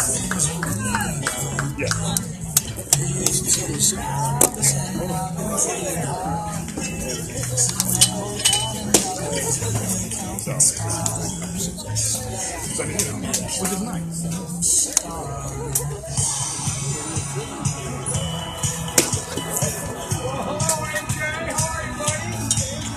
Yeah, next time we'll put you in a spot and we won't be able to fucking make that happen. Then you'll show them what the fuck you want. Game over.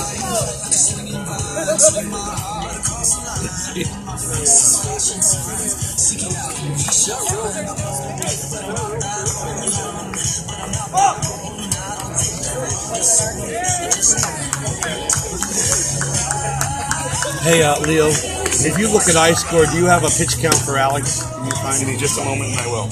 For both pitchers, if you have. Sure. What is the limit, CIF limit? I think it's 105. Unless you're like in the middle of a, if you start an inning and you're at 100, you can finish a player to go past 105, but you can't start a new pitcher if you're at 105. I'm going to do better. Alex Burge will begin right now his 6th inning of work, pitching a true dandy for this Wildcat team, a one-hitter against the powerhouse Mira Costa team. Waiting at the plate for them, number 4. And he takes the pitch, Chase Medroff, their leadoff hitter, is 1 for 2 in this ballgame. Guess what? He's the guy with the only hit in the ballgame. He was the first batter at the plate in the first inning, and a single, and they've never been heard from again. Curveball inside and tight. It's 2-0. There you go. Come on, Alex. So if this is Alex Burge's send-off, it's been a remarkable run right now for the senior. Stevenson Ranch native Alex Burge. And what a great time for him to finally heal from that tendon injury and be available here in the playoffs. Now he's going to step off the rubber. 1-5-3. Umpire asked for time. And now back on the bump right now. Burge has also recorded more strikeouts in this ballgame than any game he's had. This is his 5th start of 2018. The fastball to Medroff, taken for a ball, 3-0. So he's going to try to employ the strategy that Justin Bumgarner employed, and he was able to get on base thanks to the walk. Ultimately scored that run to tie the ball game up in the 5th inning. A deadlocked 1-1 tie. That's over for a strike. Medroth pretty much knew it. Accepted, again, the poison and did shake his head. Looked with affirmation at the umpire that was the correct call. 3-1. Nobody out as we begin things here in the bottom of the 6th inning. Burge into the windup. Here she comes. Pitch outside, ball 4. Now the problems begin, and we know that Cade Nickel has turned into, again, the most effective, greatest workhorse for West Ranch in the season. The young man who appeared truly out of nowhere to take over for Alex Burge in his injury. Cade Nickel is available. And just like that, Ryan Lindgreen, who's sent out many times by Casey Burrell, as he delegates authority to this talented, again, assistant coaching staff on West Ranch. Ryan Lindgreen up there with the complete, again, West Ranch infield contingent. Having a little T-to-T right now with Alex Burge.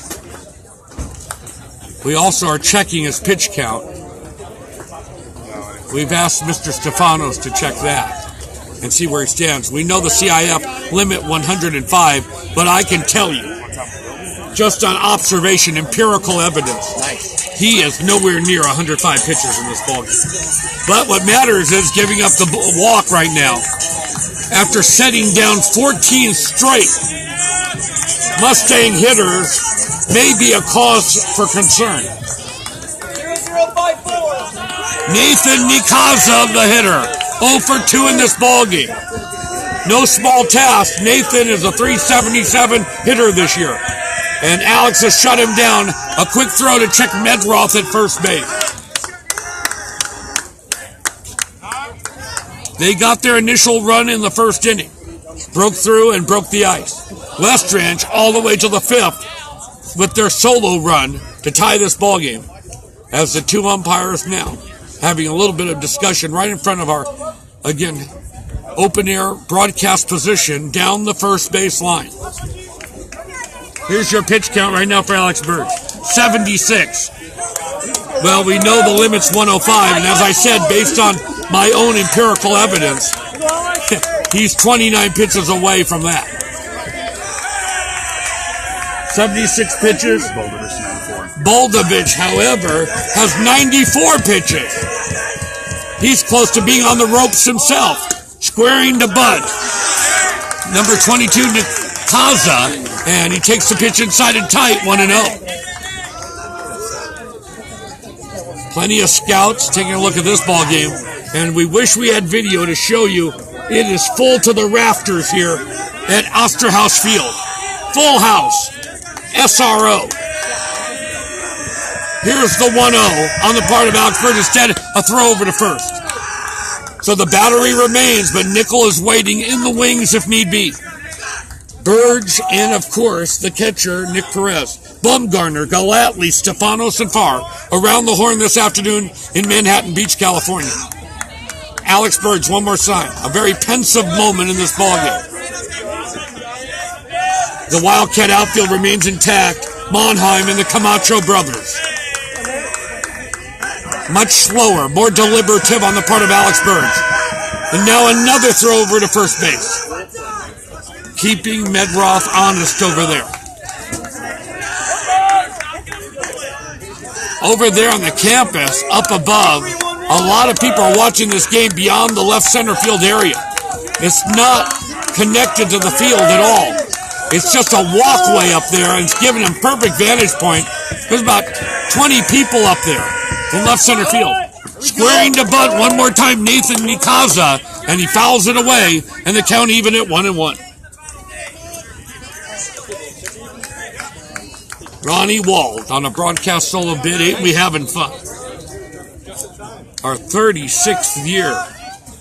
Hey, I think it's 37th. I'm losing track. LA Sportscaster. You get, and don't tell them. Keep this secret from me. I would pay them to do this, but that's between us. 1-1. Nobody out. And we've got a Mustang at first, taking a generous lead over there, Medroth. Another throw on the part of Alex Burge. He's going to stay close, stuck like glue. And keep an eye on Chase Medroth at first base, particularly with the stakes so high in this ballgame. The winner of this ballgame will play the winner of the Chaminade Gar game. Sorry, we don't have a score on that one. All that matters is the matter at hand right now before us. 1-1, nobody out. And a Mira Costa Mustang named Chase Medroth at first base. Waiting at the plate, the count to him 1-1, Nikaza. And now, Justin Bumgarner took off of first base. The throw was made by Burge and nobody was there. Medroth will scamper without a throw into second base. A mix-up between Alex Burge and J-Bum at first base. J-Bum took off to cover as if a bunt was on. There was a mixed-up sign there, no doubt about it. Alex Burge still released the baseball as if he was throwing to Justin Bumgarner, but unfortunately nobody was there. Allowed Medroth to move into second base. And now, here we are in the bottom of the sixth inning. Mira Costa threatening a runner at second in scoring position. Nobody out.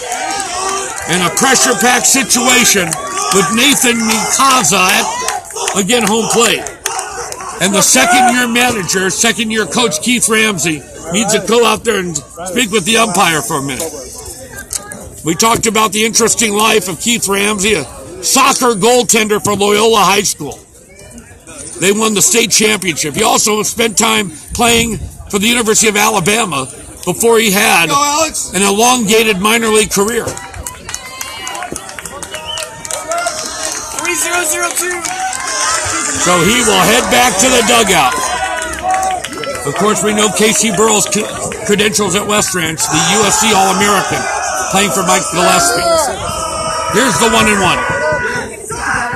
Squaring to bunt. The slider outside, 2-1. By the way, Mike Gillespie, retiring from coaching baseball, the final game for him for UC Irvine.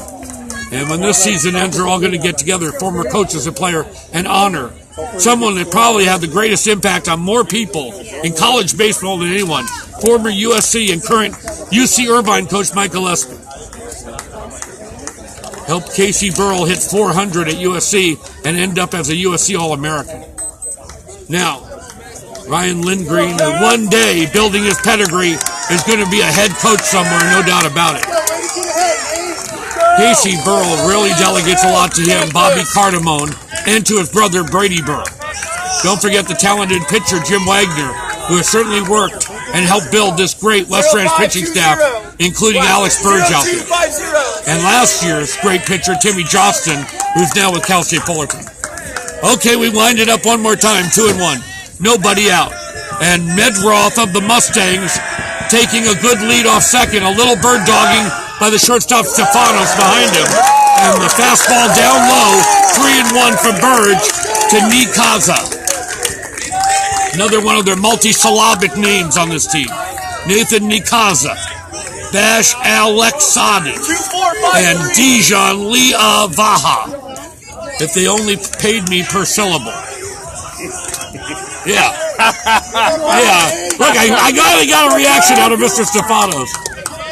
He is a jovial guy from Chicago, but if it's not funny, he won't laugh.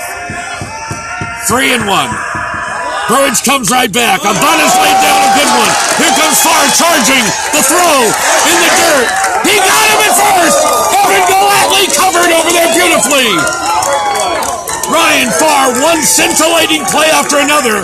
Unfortunately for West Ranch, Chase Medroth was able to saunter into third base right now. Only one out, and the go-ahead run 90 feet away from scoring.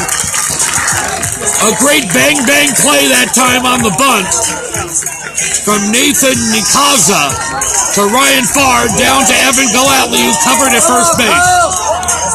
One away, and here comes Kyle Karros to the plate. His proud dad, the former LA Dodger legend, watching closely with bated breath. Tommy Lasorda also in attendance right now behind home plate. Alex Burge, unfazed by all the royalty in the stands. He's focused. like a laser. This, however, is going to be a drive. It's to right field, shallow right. The runner's not going to come home. The throw, and the runner was not coming home. The shallow fly ball from Carros to the right fielder, Ryan Camacho.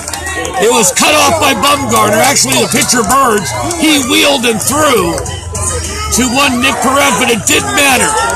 The shallow fly out to right by Kyle Carros, and electing not to come home, Chase Medroff, or he would have been a dead duck at home plate. Now the hitter, the last chance in the 6th inning for Mira Costa in the person of Chris Penna. Chris struck out in the 1st, grounded out in the 4th. Used that euphemism, a very hungry hitter at the plate. Birds trying to work out of it. Before the mistake to Chase Medroff, Alex Burge had set down 14 Mustangs in a row in a remarkable pitching performance. He still has a one-hitter going. He walks Medroff, then got a couple of groundouts, Nikaza and Kyle Carros. Penna, the go-to guy, is at the plate right now. Here's the pitch to him. It's behind Perez, but he saves it from going to the backstop. DJ, we're gonna walk him. They've decided to go ahead and walk Chris Penna. Penna will take first base. It's open. We've got Mustangs at 1st and 3rd, everybody. We're hearing this, the bottom of the 6th inning. A flat-footed 1-all tie, West Ranch and Mira Costa. But what matters right now is the runner at 3rd, and they're leaving Alex Burge out there. Justin Bumgarner goes out there, gives him a fist pump, glove to glove, to build up his, again, confidence. But Alex Burge, he's got enough confidence for everybody in the stadium. And here comes to the plate number 25, the guy that hit the Grand Slam home run and ensured the Bay League title over Redondo Union, Joey Acosta, who has struck out twice this afternoon. That's going to be a slider, misses outside, 1-0. Joey Acosta already spoken for. He's going to play off Route 66 for Azusa Pacific, that outstanding field they have off Foothill Boulevard. As for right now, can he come up with the heroics that he came again to the fore against Redondo Union to seal the Bay League title? Burge pitch, swung on and missed. It's 1-1. If your pulse rate is not up, you better check in. See if you're mainlining. Let me check right now. Yes, I have a heightened pulse at this juncture of the ballgame. If this doesn't get you excited, nothing will. The 1-1 hit hard near our broadcast position. A foul ball is 1-2. Wind it up one more time. Alex Burge on the hill. Only his 5th start of the year. Went down with the tendon injury. The number 1 starter. Out there right now running a one-hitter. It's a 1-all tie. Facing off against arguably one of the best hitters on the team, Joey Acosta. The runner takes off for 2nd.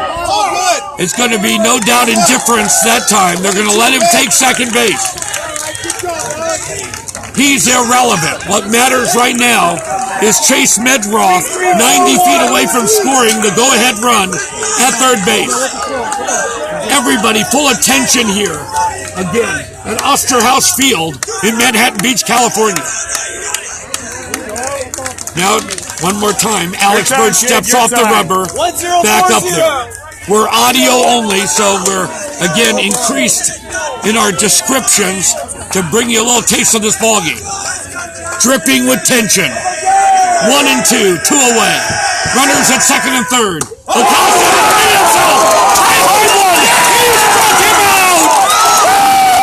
Bobbing Alex Burge. What a gutty performance. That's right. For the Stevenson Ranch native. Let's go. We're headed to the 7th. A 1-all tie.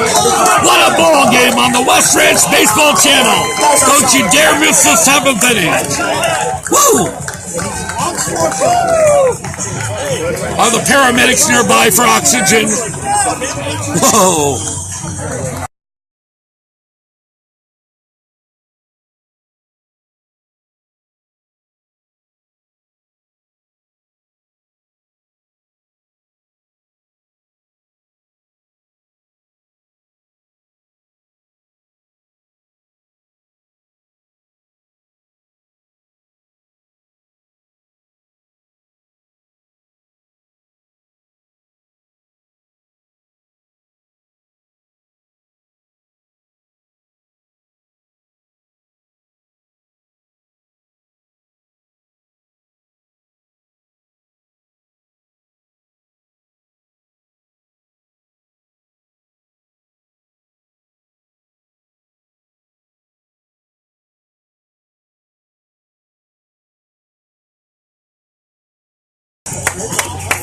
Take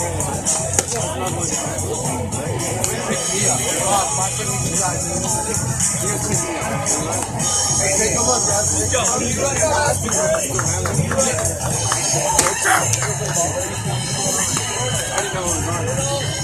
Everyone in the world.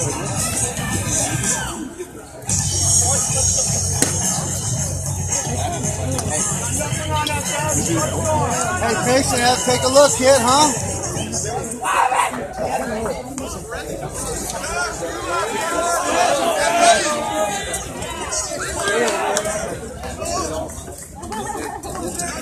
Hey, Evan, huh? Take a look now. We swing into the 7th inning of play. West Ranch looking now to go ahead in this ball game. It's a flat-footed 1-all tie.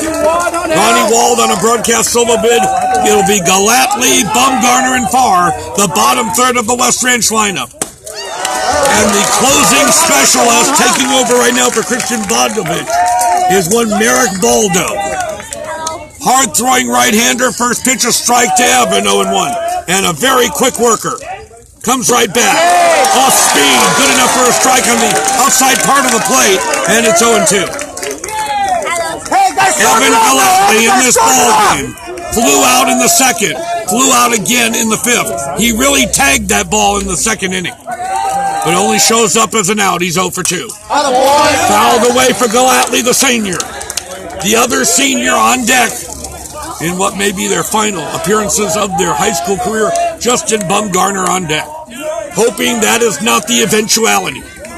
Hoping they can break through. It's not easy against a Mustang team that has won 11 of 12 games here at Osterhouse Memorial Field here in Manhattan Beach on the campus of Mira Costa High School. This is going to be a two-hopper right down to Carroll. The long throw to first in time for out number 1. So 1 away, Bumgarner the hitter.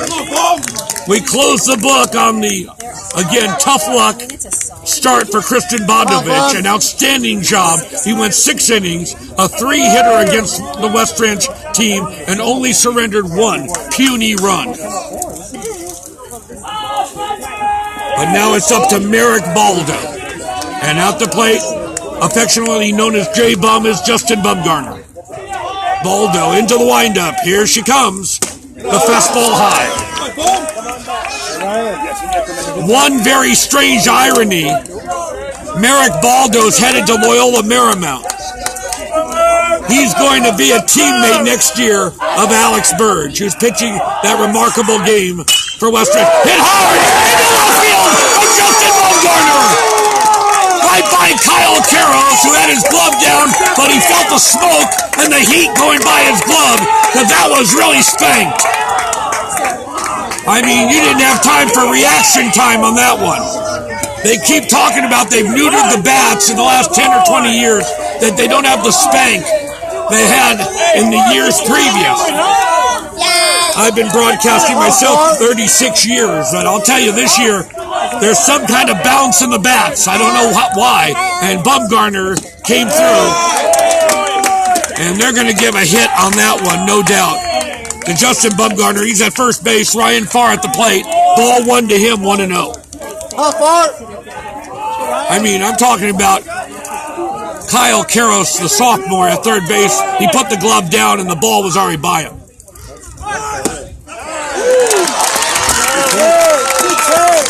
The only metaphor I have would say, when he put the glove down, it's like the horses have bolted after you close the barn door. And his dad standing up in the back of the stadium right now. How can you miss him? 6'5" Eric Karros. In the dirt, having trouble finding at the catcher. Scampering into second, Justin Bumgarner. It was Justin who scored the lone run for West Ranch back in the 5th inning. He got on base because of a walk, scampered into second and third, and ultimately scored the only run of the ball game for West Ranch. And look, he's standing to possibly be the hero of the ball game one more time, because we got 1 out here in the 7th inning, and Justin Bumgarner 180 feet away from scoring. Or the old baseball euphemism, he's in scoring position right now. The fans are hanging on the fence to see this ball game down the left field line. Ronnie Lasorda in attendance. We've got two Mustangs whose dad played for the Dodgers, Eric Carroll. What a ball game, what a venue here, and glad to bring you the only broadcast here on the West Ranch Baseball Channel as far swung on and missed, and the count 2-2. Baldo in relief for, again, another guy, Double B, Bodlovich. The killer bees, Bodlovich and Baldo.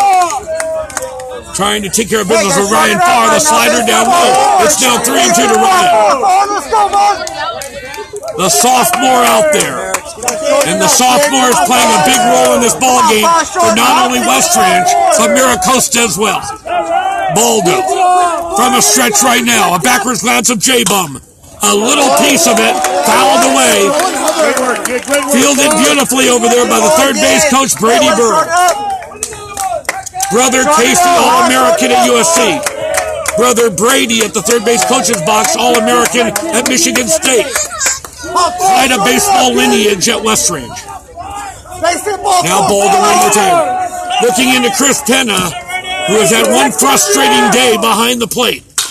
Hit on the ground, right back to the box. A flip to first with a second out. J-Bum will be at third base. So on that ground ball, right back to the box, J-Bum, a very smart base runner. All facets of the game, Justin Bumgarner is very impressive. But he was able to scamper over from second to third on that quick ground ball, and now he's 90 feet away from scoring, and guess who's at the plate?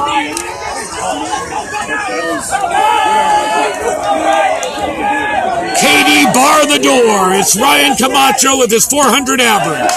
The pitch is down low and outside from Baldo, and it's 1-0. Ryan Camacho singled to lead off things in the first inning. Flew out to right in the third, and he got that ground out, which ultimately got an RBI and was scoring Justin Bumgarner.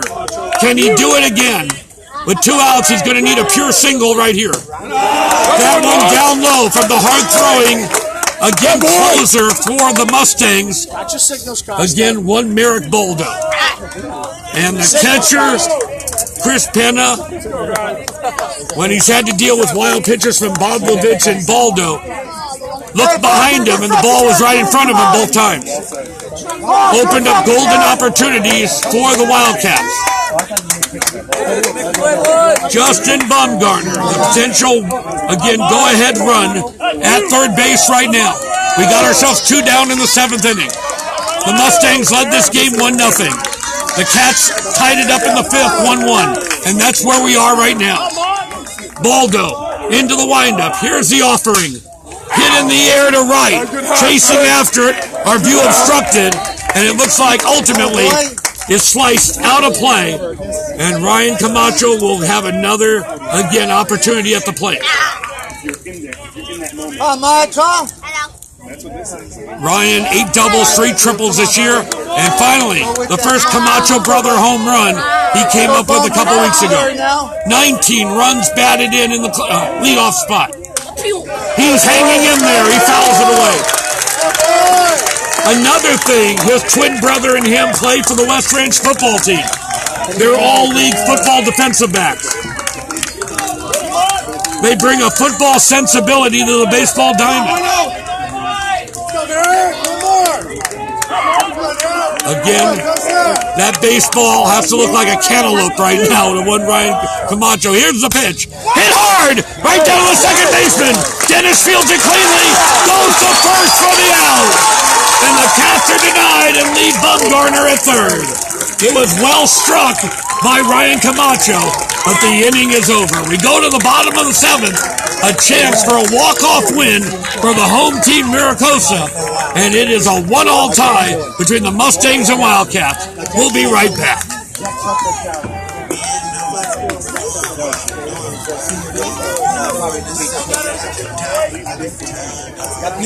Wild card game against Valencia.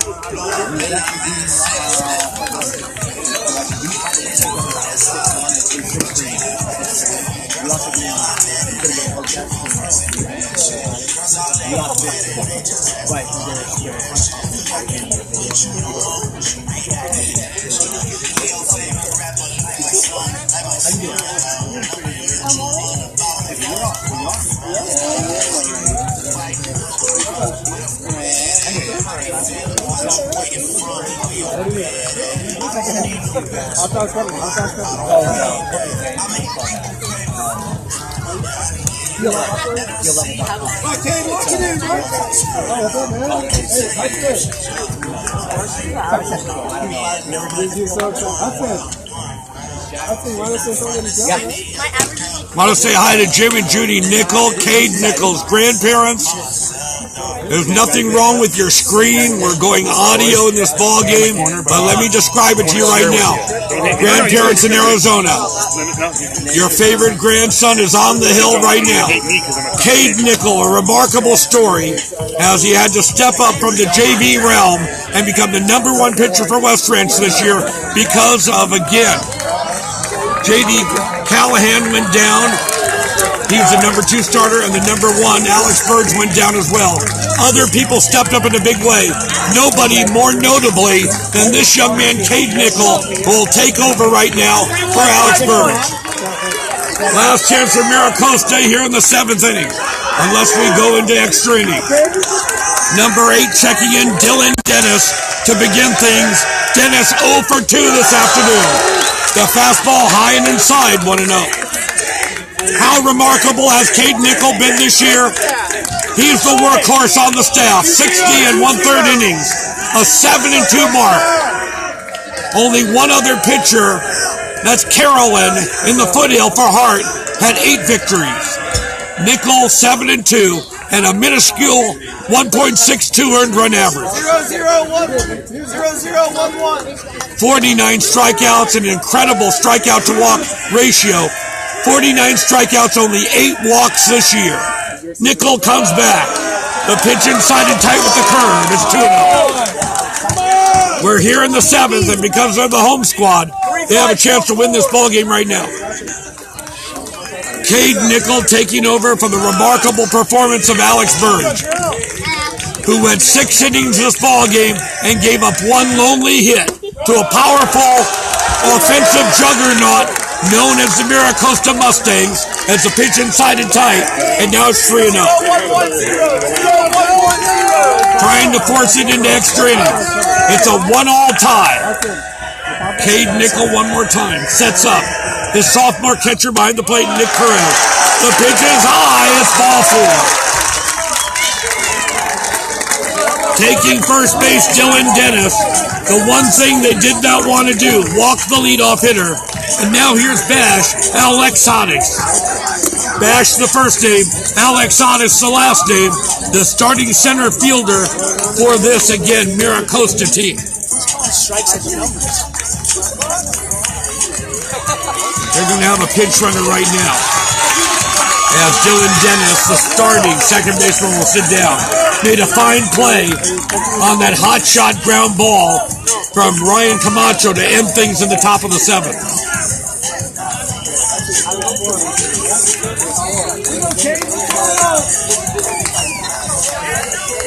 Pinch runner number 3, but I don't see him on my roster. So we apologize to his parents.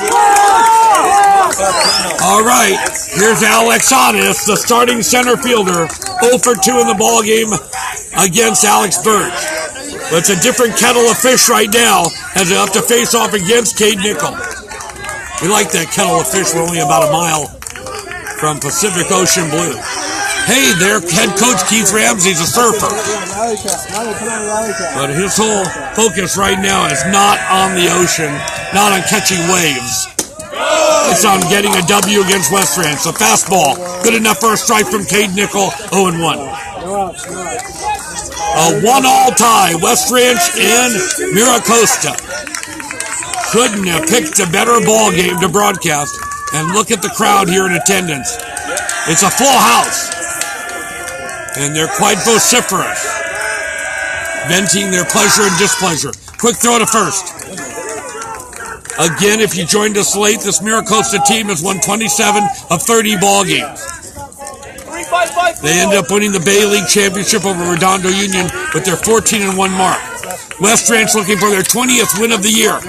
Second place in the Foothill League, 11-4. The offering turns out to be outside. No, they just say yes, it is a ball. Pardon me, it's 1-1. So your new battery, Cade Nickel and Nick Perez, Bumgarner, Galatly, Stefanos, and Farr, around the horn this afternoon, here again in Manhattan Beach, California. Cade Nickel goes into that crouch when he's in a stretch position. Now a quick throw.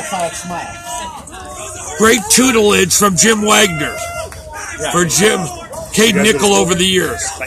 Cade Nickel tied to the softball realm. His sister Natalie plays for the Valencia softball team.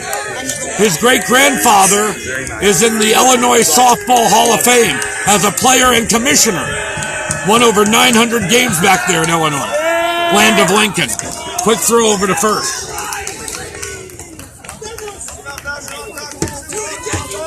And I know how proud the grandparents are listening in right now in Arizona.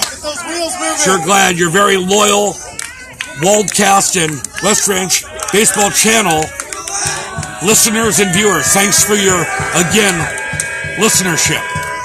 Here's the pitch. It's a strike with the curve. It's 1-2. Don't give up on that, bro. Come on now.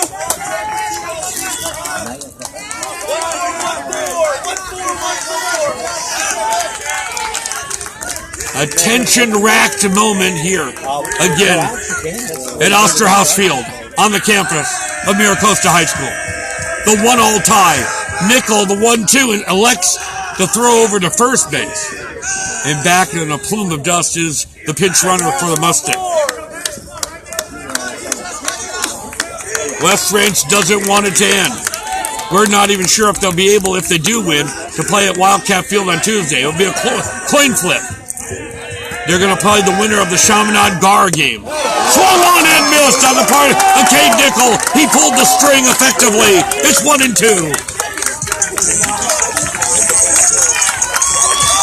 Talking about a dynamic duo, going from the one-hitter on the part of Alex Burge over to Cade Nickel. And his 7-2 mark, the 7 wins to lead West Ranch this year. That was a strikeout, by the way. Great job on the part of Cade Nickel. Alex Hodges takes a long, laborious walk back to the dugout. And here comes Dijon Liavaha. Waiting at the plate. Nickel dealing with him. Excuse me, swing. Fouled away. And it is 0-1. Tommy Lasorda enjoying it behind the plate right now. Mr. Caros been on his feet throughout the duration of this game. And Cade Nickel out there standing tall. The bat going back and forth like a windshield wiper. And now they're looking for a sign, some direction.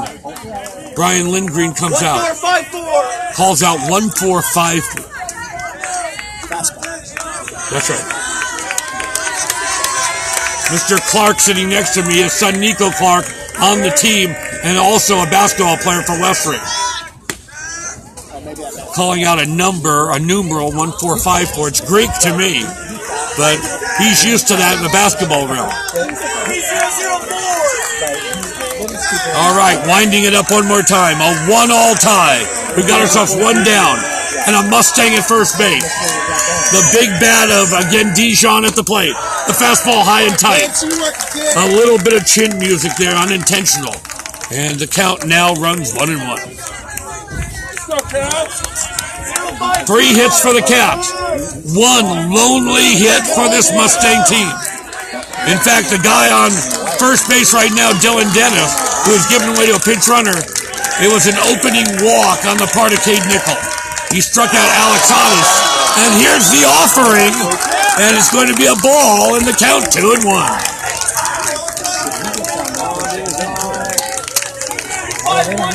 A tension-racked situation going on right now here at Mira Costa High School.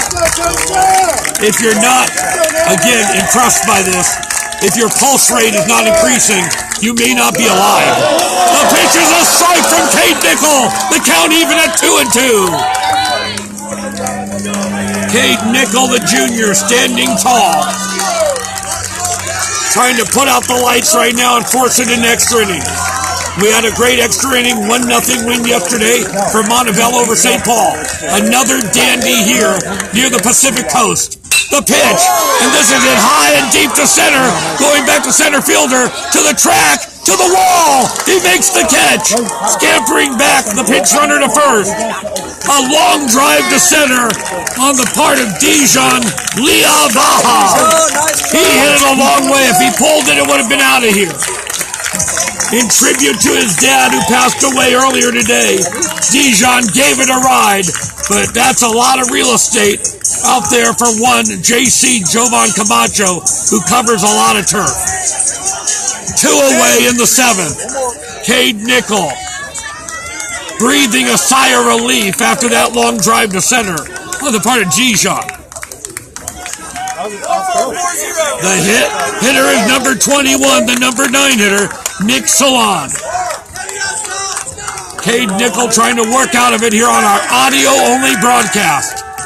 Hope you're enjoying the vivid descriptions. The pitch got away from Nicholas Perez, but the sophomore, who plays like a senior out there, was able to keep it in front of him.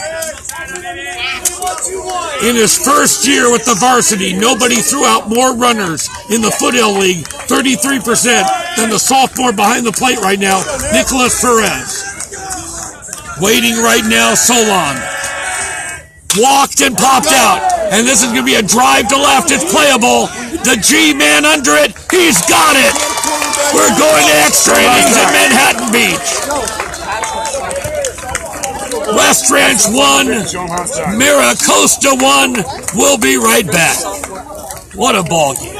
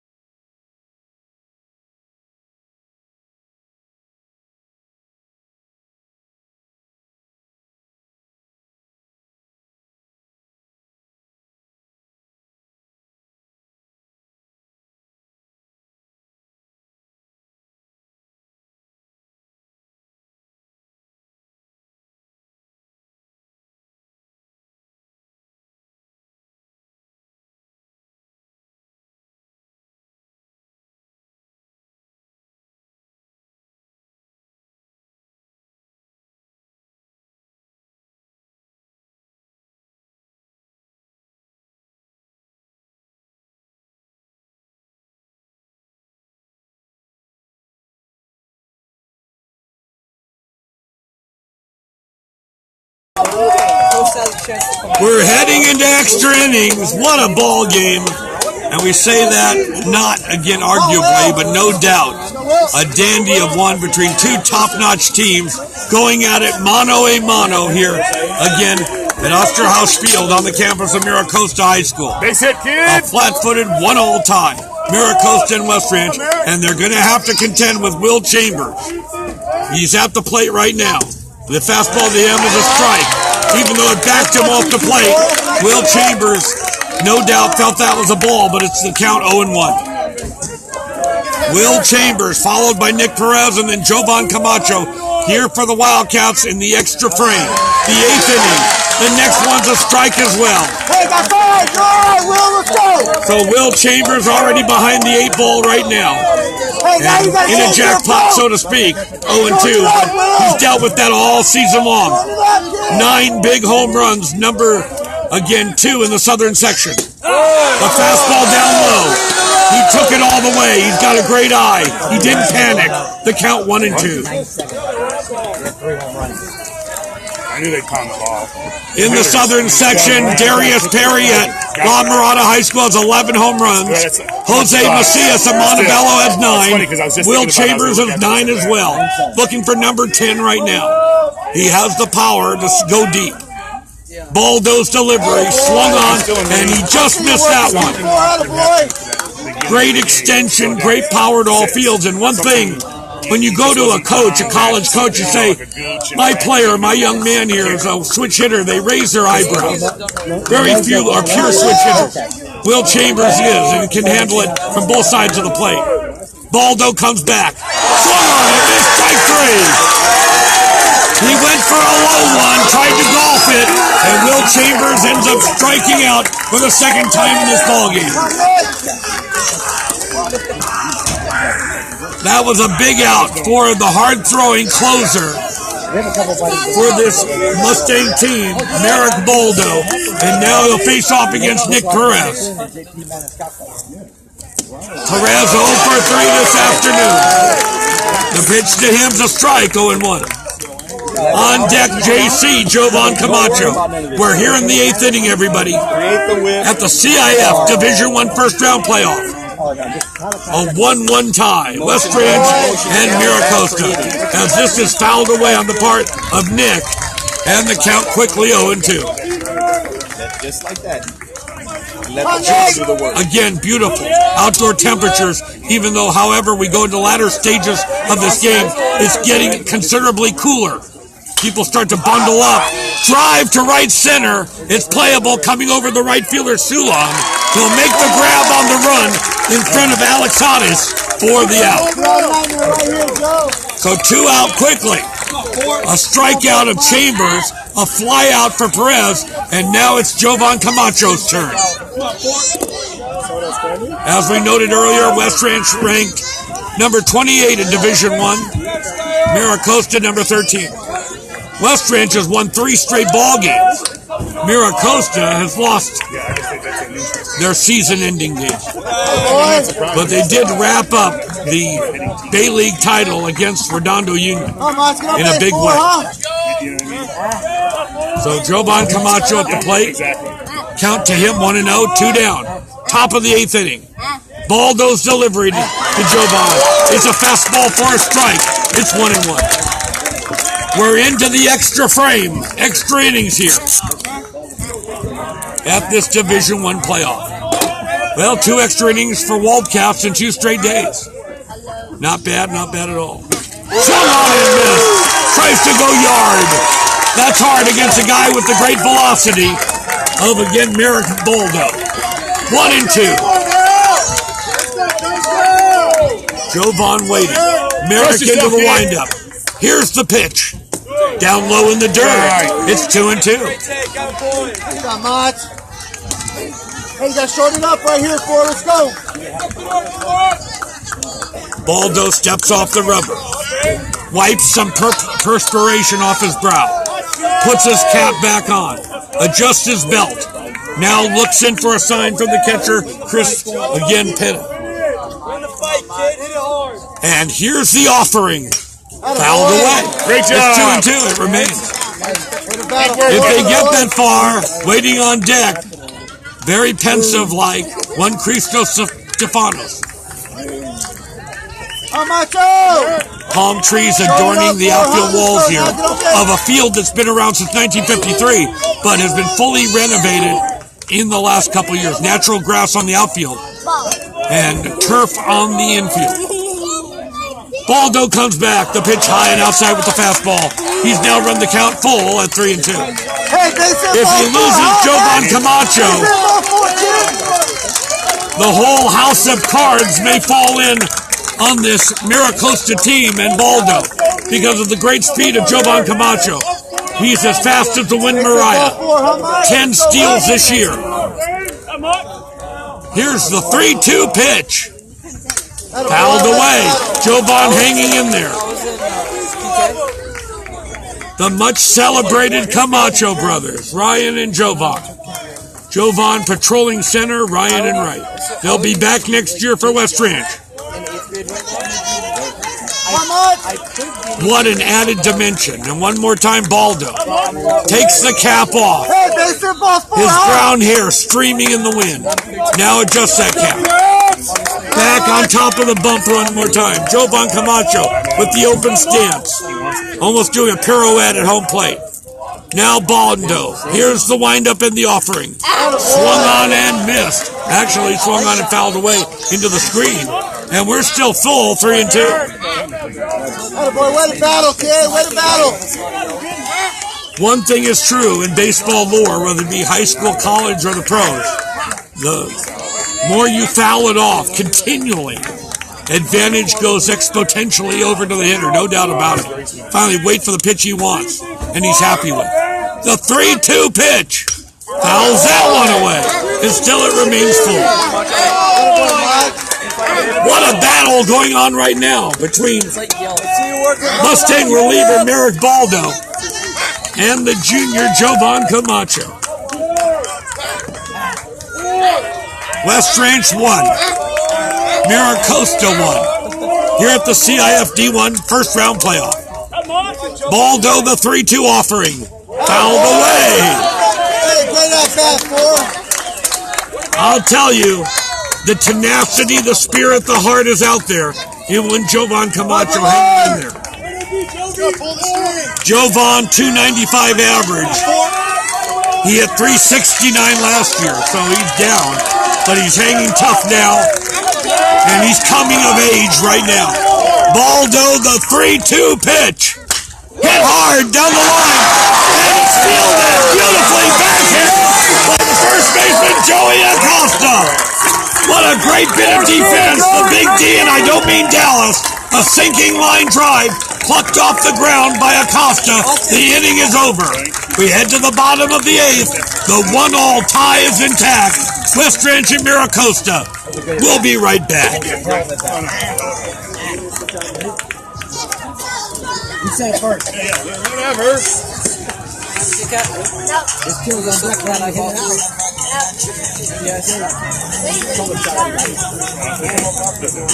Double right. Double.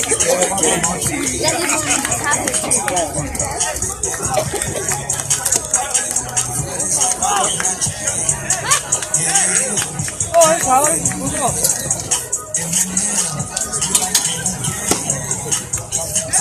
Tyler, you know all this,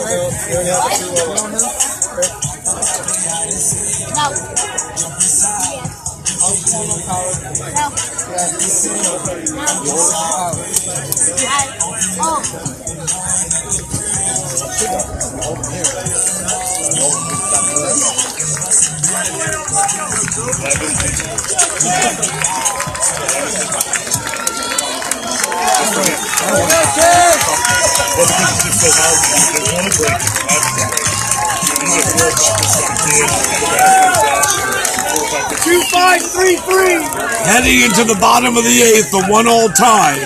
Number 4 right now for Mira Costa. Stepping to play Chase Medroff, the leadoff hitter. First pitch swinging into right field. It's going to be a base hit. And this by Jovan, backed up by Ryan Camacho. It's a single for Medroff. And the fans here, again, at Osterhaus Field, the Mustang partisan, on their feet right now. What a crowd.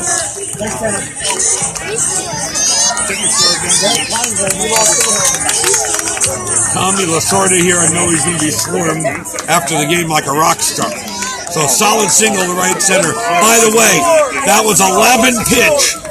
Again, at bat for Jovan Camacho against one Merrick Baldo before that hot shot line drive was plucked off the dirt by their first baseman over there, Joey Acosta. What a play. Now Cade Nickel surrendering again the leadoff single. Will have to deal with Nathan Nikaza.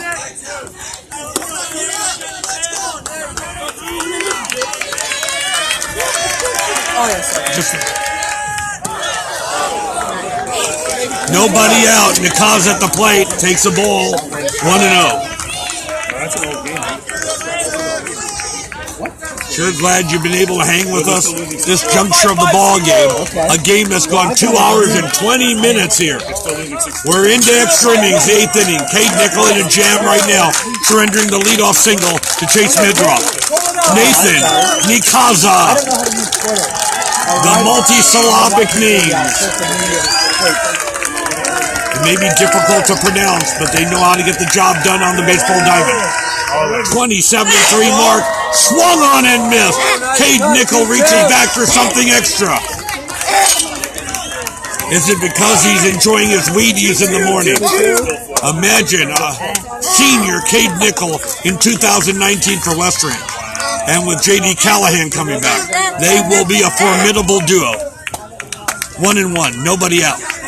And a 1-all tie. Nathan's the first name. Nikaza waiting. And instead a throw over to first base.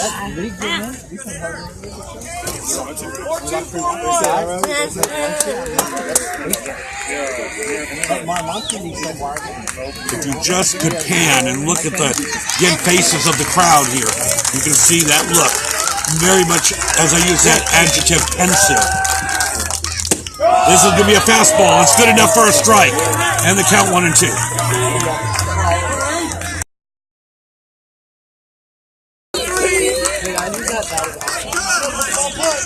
Cade Nickel taking his dear sweet time about it. Why not? Now he's back up there on the rubber. Very much a cerebral-like pitcher, just like Alex Burge. Now in that crouch position. The 1-2. With a runner at first base, he elects to make an obligatory throw over to first to check the runner through Justin Bumgarner. Now he's back up there. Nathan Nikaza in this ball game, grounded out in the first, grounded out in the third, grounded out in the sixth inning, 0 for 3. Number 22 emblazoned on his back. Another throw to check the runner at first. They know Chase Medroth has good speed. Medroth had a chance with the go-ahead run back there a couple innings ago and was left stranded at third base.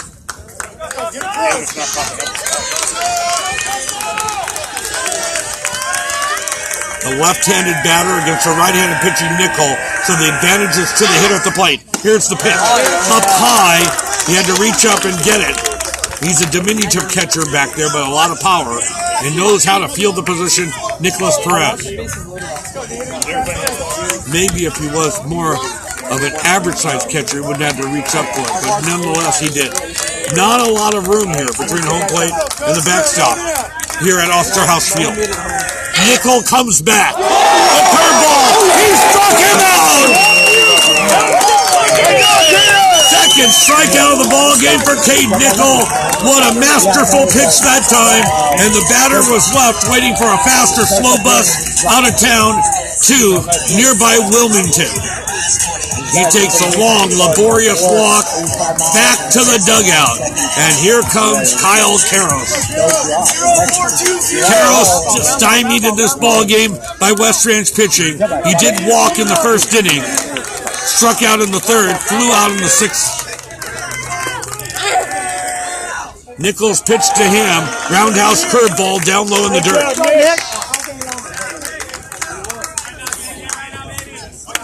The image of his father at the plate. He only has to gain 2 more inches. Eric 6'5", and Kyle 6'3". Look at his stance at the plate. It takes you back to the era of Mondesi, Piazza, and Eric Karros. He's completely mimicking his dad at the plate. And he's got himself... I can't leave off Cal Daniels. Thank you so much for reminding me. All right, here we go again. With the count 1-0, 1 away in the 8th inning. A 1-all tie. Nickel for West Ranch. The pitch is a sliding for a strike on the inside part of the plate. So for the sophomore, 6'3" Kyle Karros at third baseman. His brother already committed to UCLA to follow in his dad's footsteps. Jared, the junior pitcher, is 6'6". They grow him big in the Karros household. The pitch inside and tight with the fastball. It's 2-1.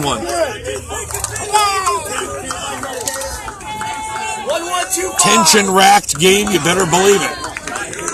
1 and done. Winner moves on. Loser, unfortunately, takes that long ride home. And if it's for Mira Costa, it's a much shorter ride than West Ranch back to Valencia. Quick throw over to check the runner at first, and the first baseman, Justin Bumgarner. Justin left at third with the potential go-ahead run. a game with missed opportunities, but when you have great pitching like this, the 1-all tie, it's apropos for two great teams like this. Again, going mano a mano, horn to horn in this particular ballgame.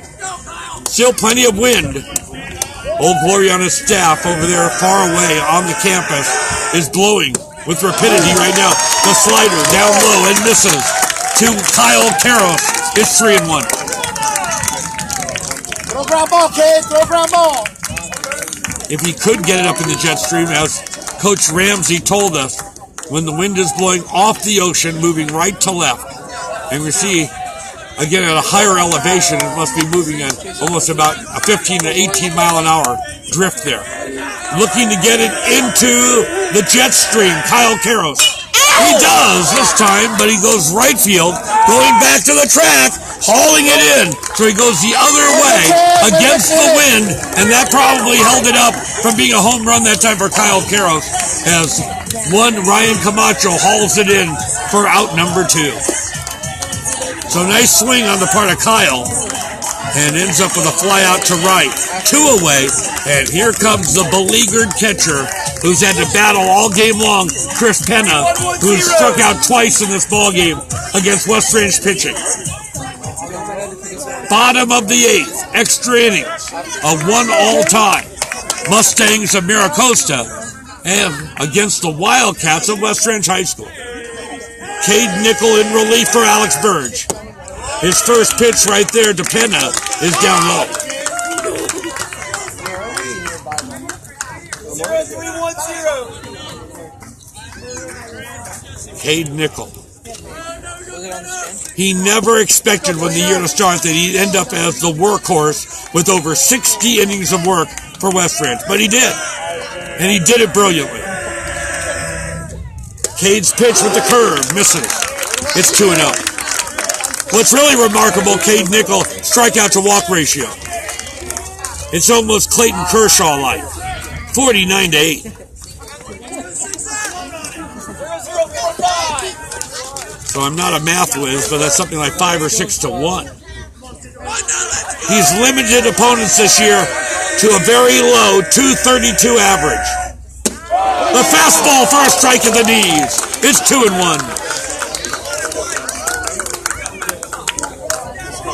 We're packed in here. This place is packed like sardines. There's no available seating in this place. And there's still a number of people on that catwalk far beyond the left center field area. That's part of the campus catwalk, enjoying the ball game. Nickel comes back, fouled away on the part of Penna. Go by him again, Kader.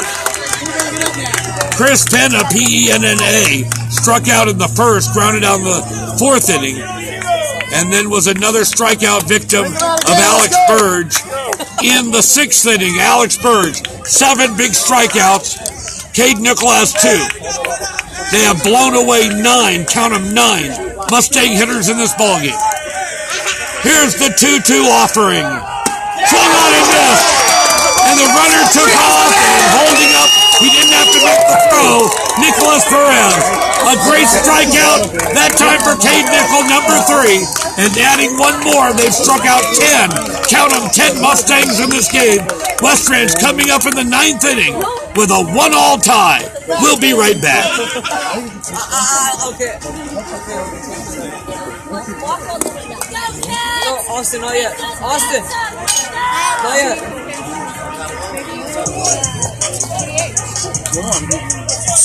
Nickel's in second. The D-1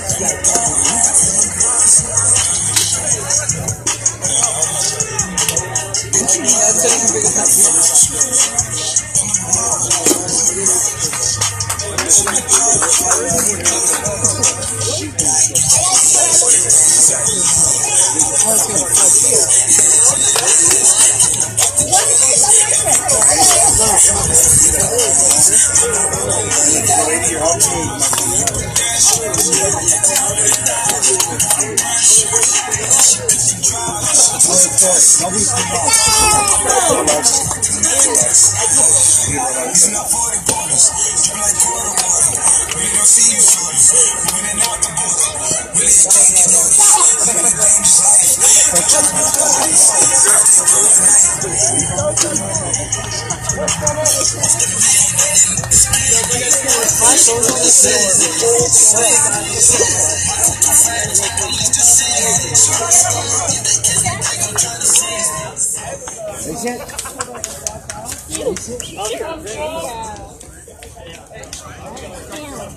Let's go.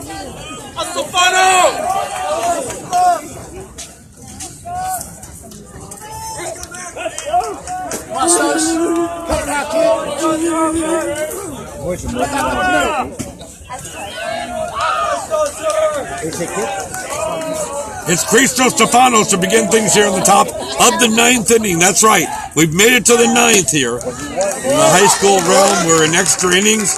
At this, the CIF D-1 first round playoff. Ronnie Wald. Bring it to you, our broadcast number 748. Woo.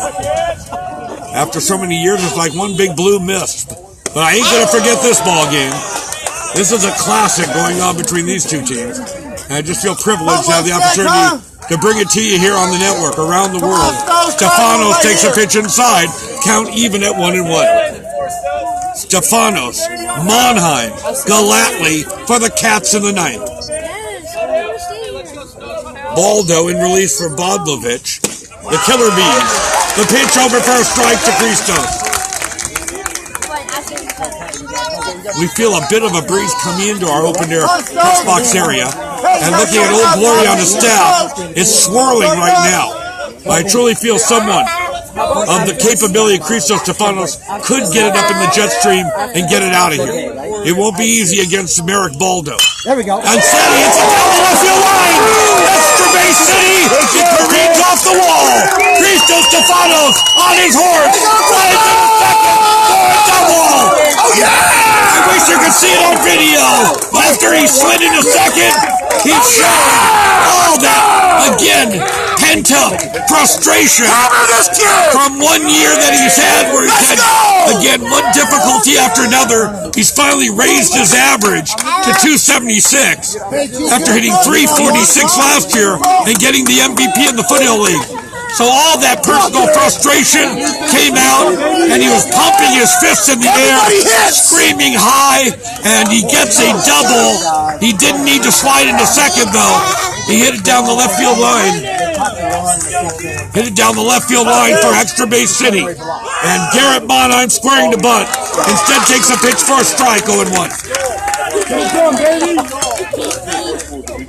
So, as a result, by the way, Stefanos, it may be a little bit of a down year for him, but he's still got an incredible amount of doubles. That's number 9 in terms of doubles this year. All right, Baldo, again squaring the butt, takes a pitch inside, he gets away from the catcher. Let's go! Slides into third without a throw. Head first slide. Stefanos is doing it by himself. And it's really something to behold. He slid into second without a throw. He goes head first a la Pete Rose this time into third base to try to pump up his West Ranch team. And he's already soiled that good-looking Cats uniform, which is a sign of a real, again, champion in a hitter, as it's a ground ball right back to the box. Monheim, and Stefanos couldn't go anywhere on that quick ground ball to the pitcher.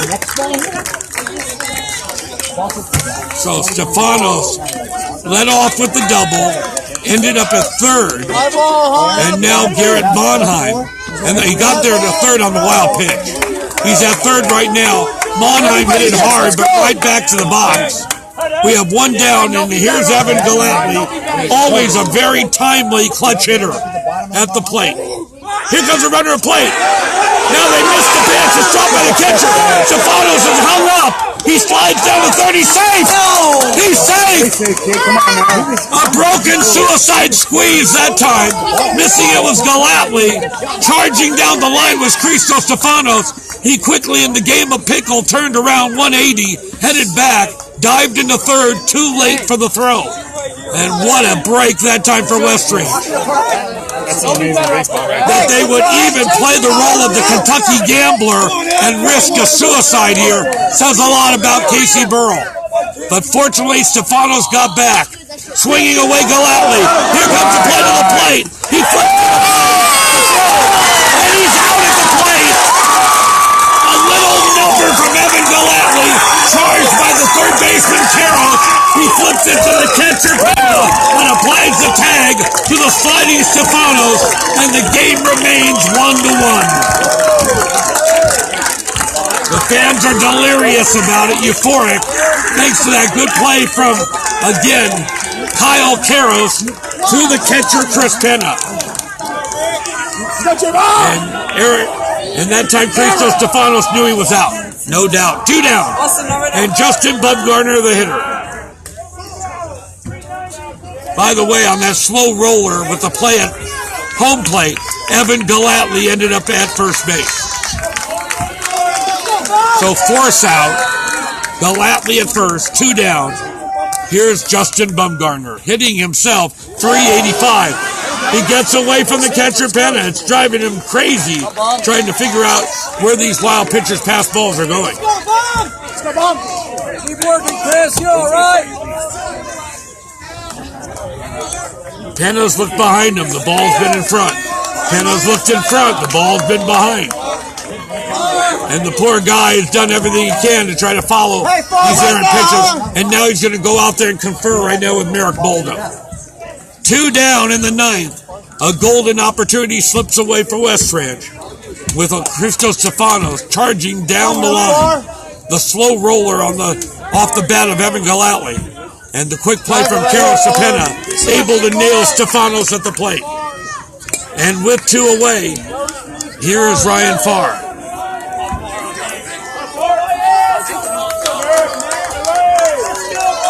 They elected to go ahead and send Bumgarner to first. So Farr waiting, and he hits it hard to left center. Coming up quickly, making the grab. Dash Alexatis for this again, Mira Costa Mustang team. It was tagged by Ryan Farr after they intentionally walked J-Bum. He was at first, and we already had a runner at second, Evan Galatly, and it was certainly tagged by the sophomore Ryan Farr, but on the run, making a great catch in left center, Alexatis, and we're going to the bottom of the 9th. It remains West Ranch 1, Mira Costa 1. We'll be right back.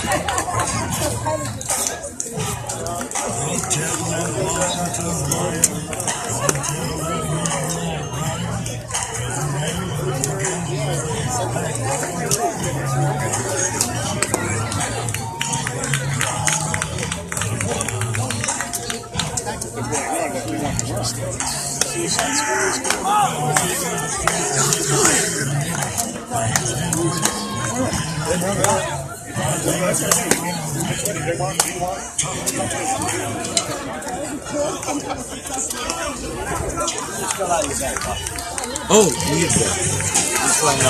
hey, yeah. I was trying to find a banana in here. Would you pull that out? I'm sitting on part of it, so here. Hopefully you're not squished. Okay. Hopefully your bananas I don't think they're squished. There's 2 of them in a bag. Go ahead. 5-2-5-3. 5-2-5-3. Welcome back, everyone. Bottom of the 9th. Extra inning city here between these 2 teams. And it is a 1-all tie, Mira Costa and West Ranch. And at the plate right now, number 25, that's Joey Acosta, the hero of a couple days ago. 5-0-4-3. One nice guy is looking through my bag trying to get me some nourishment. I need a banana right now. The bananas have now disappeared.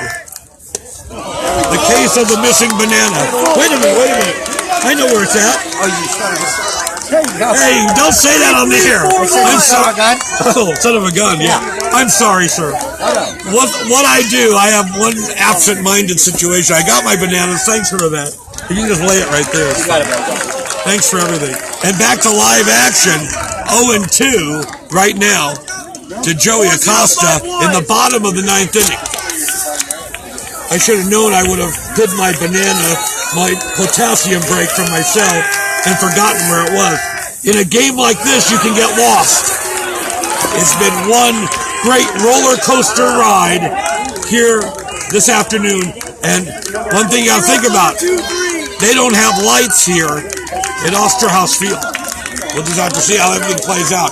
Costa at the plate now, 0-2. Cade Nickel with 3 strikeouts in 2 innings. And the slider misses outside, 1-2. So a famous general said it once on the field of battle. It is well that war is so terrible, for we should grow too fond of it. A mini-war, mano-a-mano struggle out here in the high school round today in Manhattan Beach, California. The curveball misses from Cade Nickel, the count 2-2.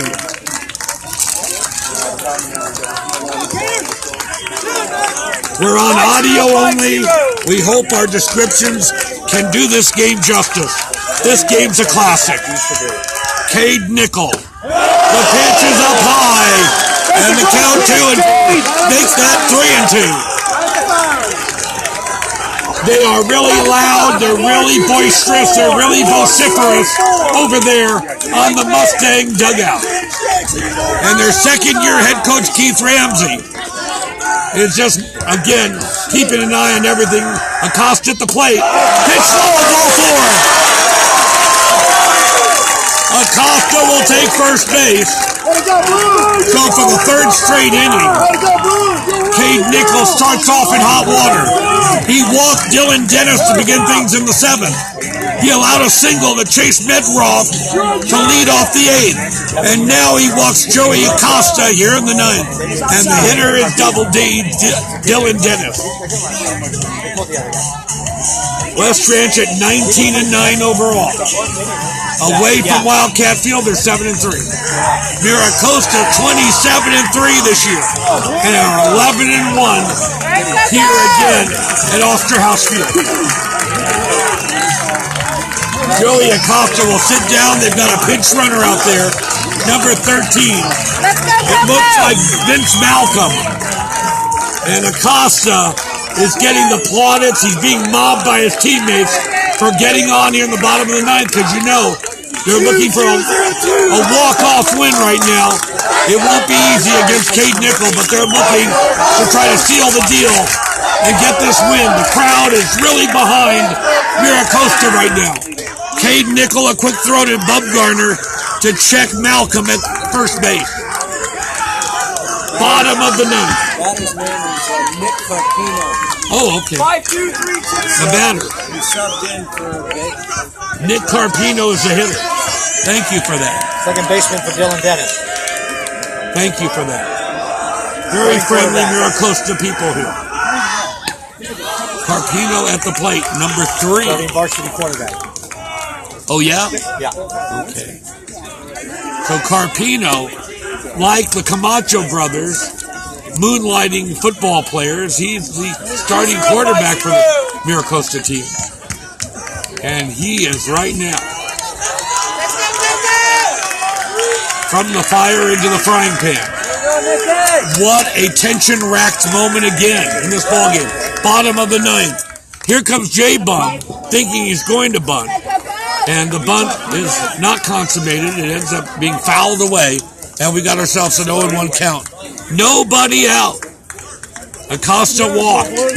His pinch runner Malcolm's at first. Carpino in there batting for Dylan Dennis.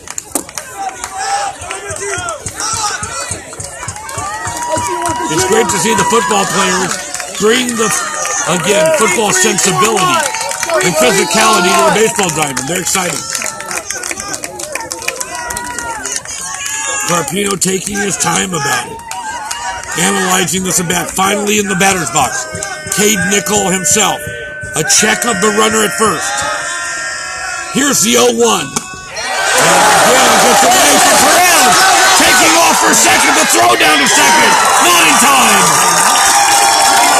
The ball got away from catcher Nick Perez. Taking off with Malcolm. The throw down to Stefanos not nearly in time. And Mira Costa has a chance to win this ball game here in this, the bottom of the 9th inning. It's a 1-all tie. West Ranch and Mira Costa. And now in scoring position, the pinch runner, Vince Malcolm. Carpino at the plate, and it's a 1-1 count to him.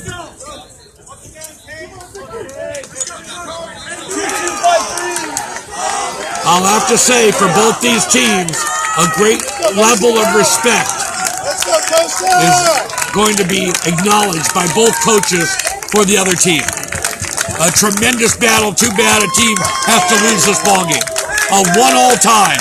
Nichols 1-1. It's a little bunt. Comes down to foul. He then elects to fall over the head of J-Ball. And the runner will score Malcolm. And this, again, Mira Costa team wins this ball game on an errant throw from the third baseman over the head of Justin Bumgarner. And they're mobbing each other out there near the pitcher's mound. Now they're moving near the second base bag.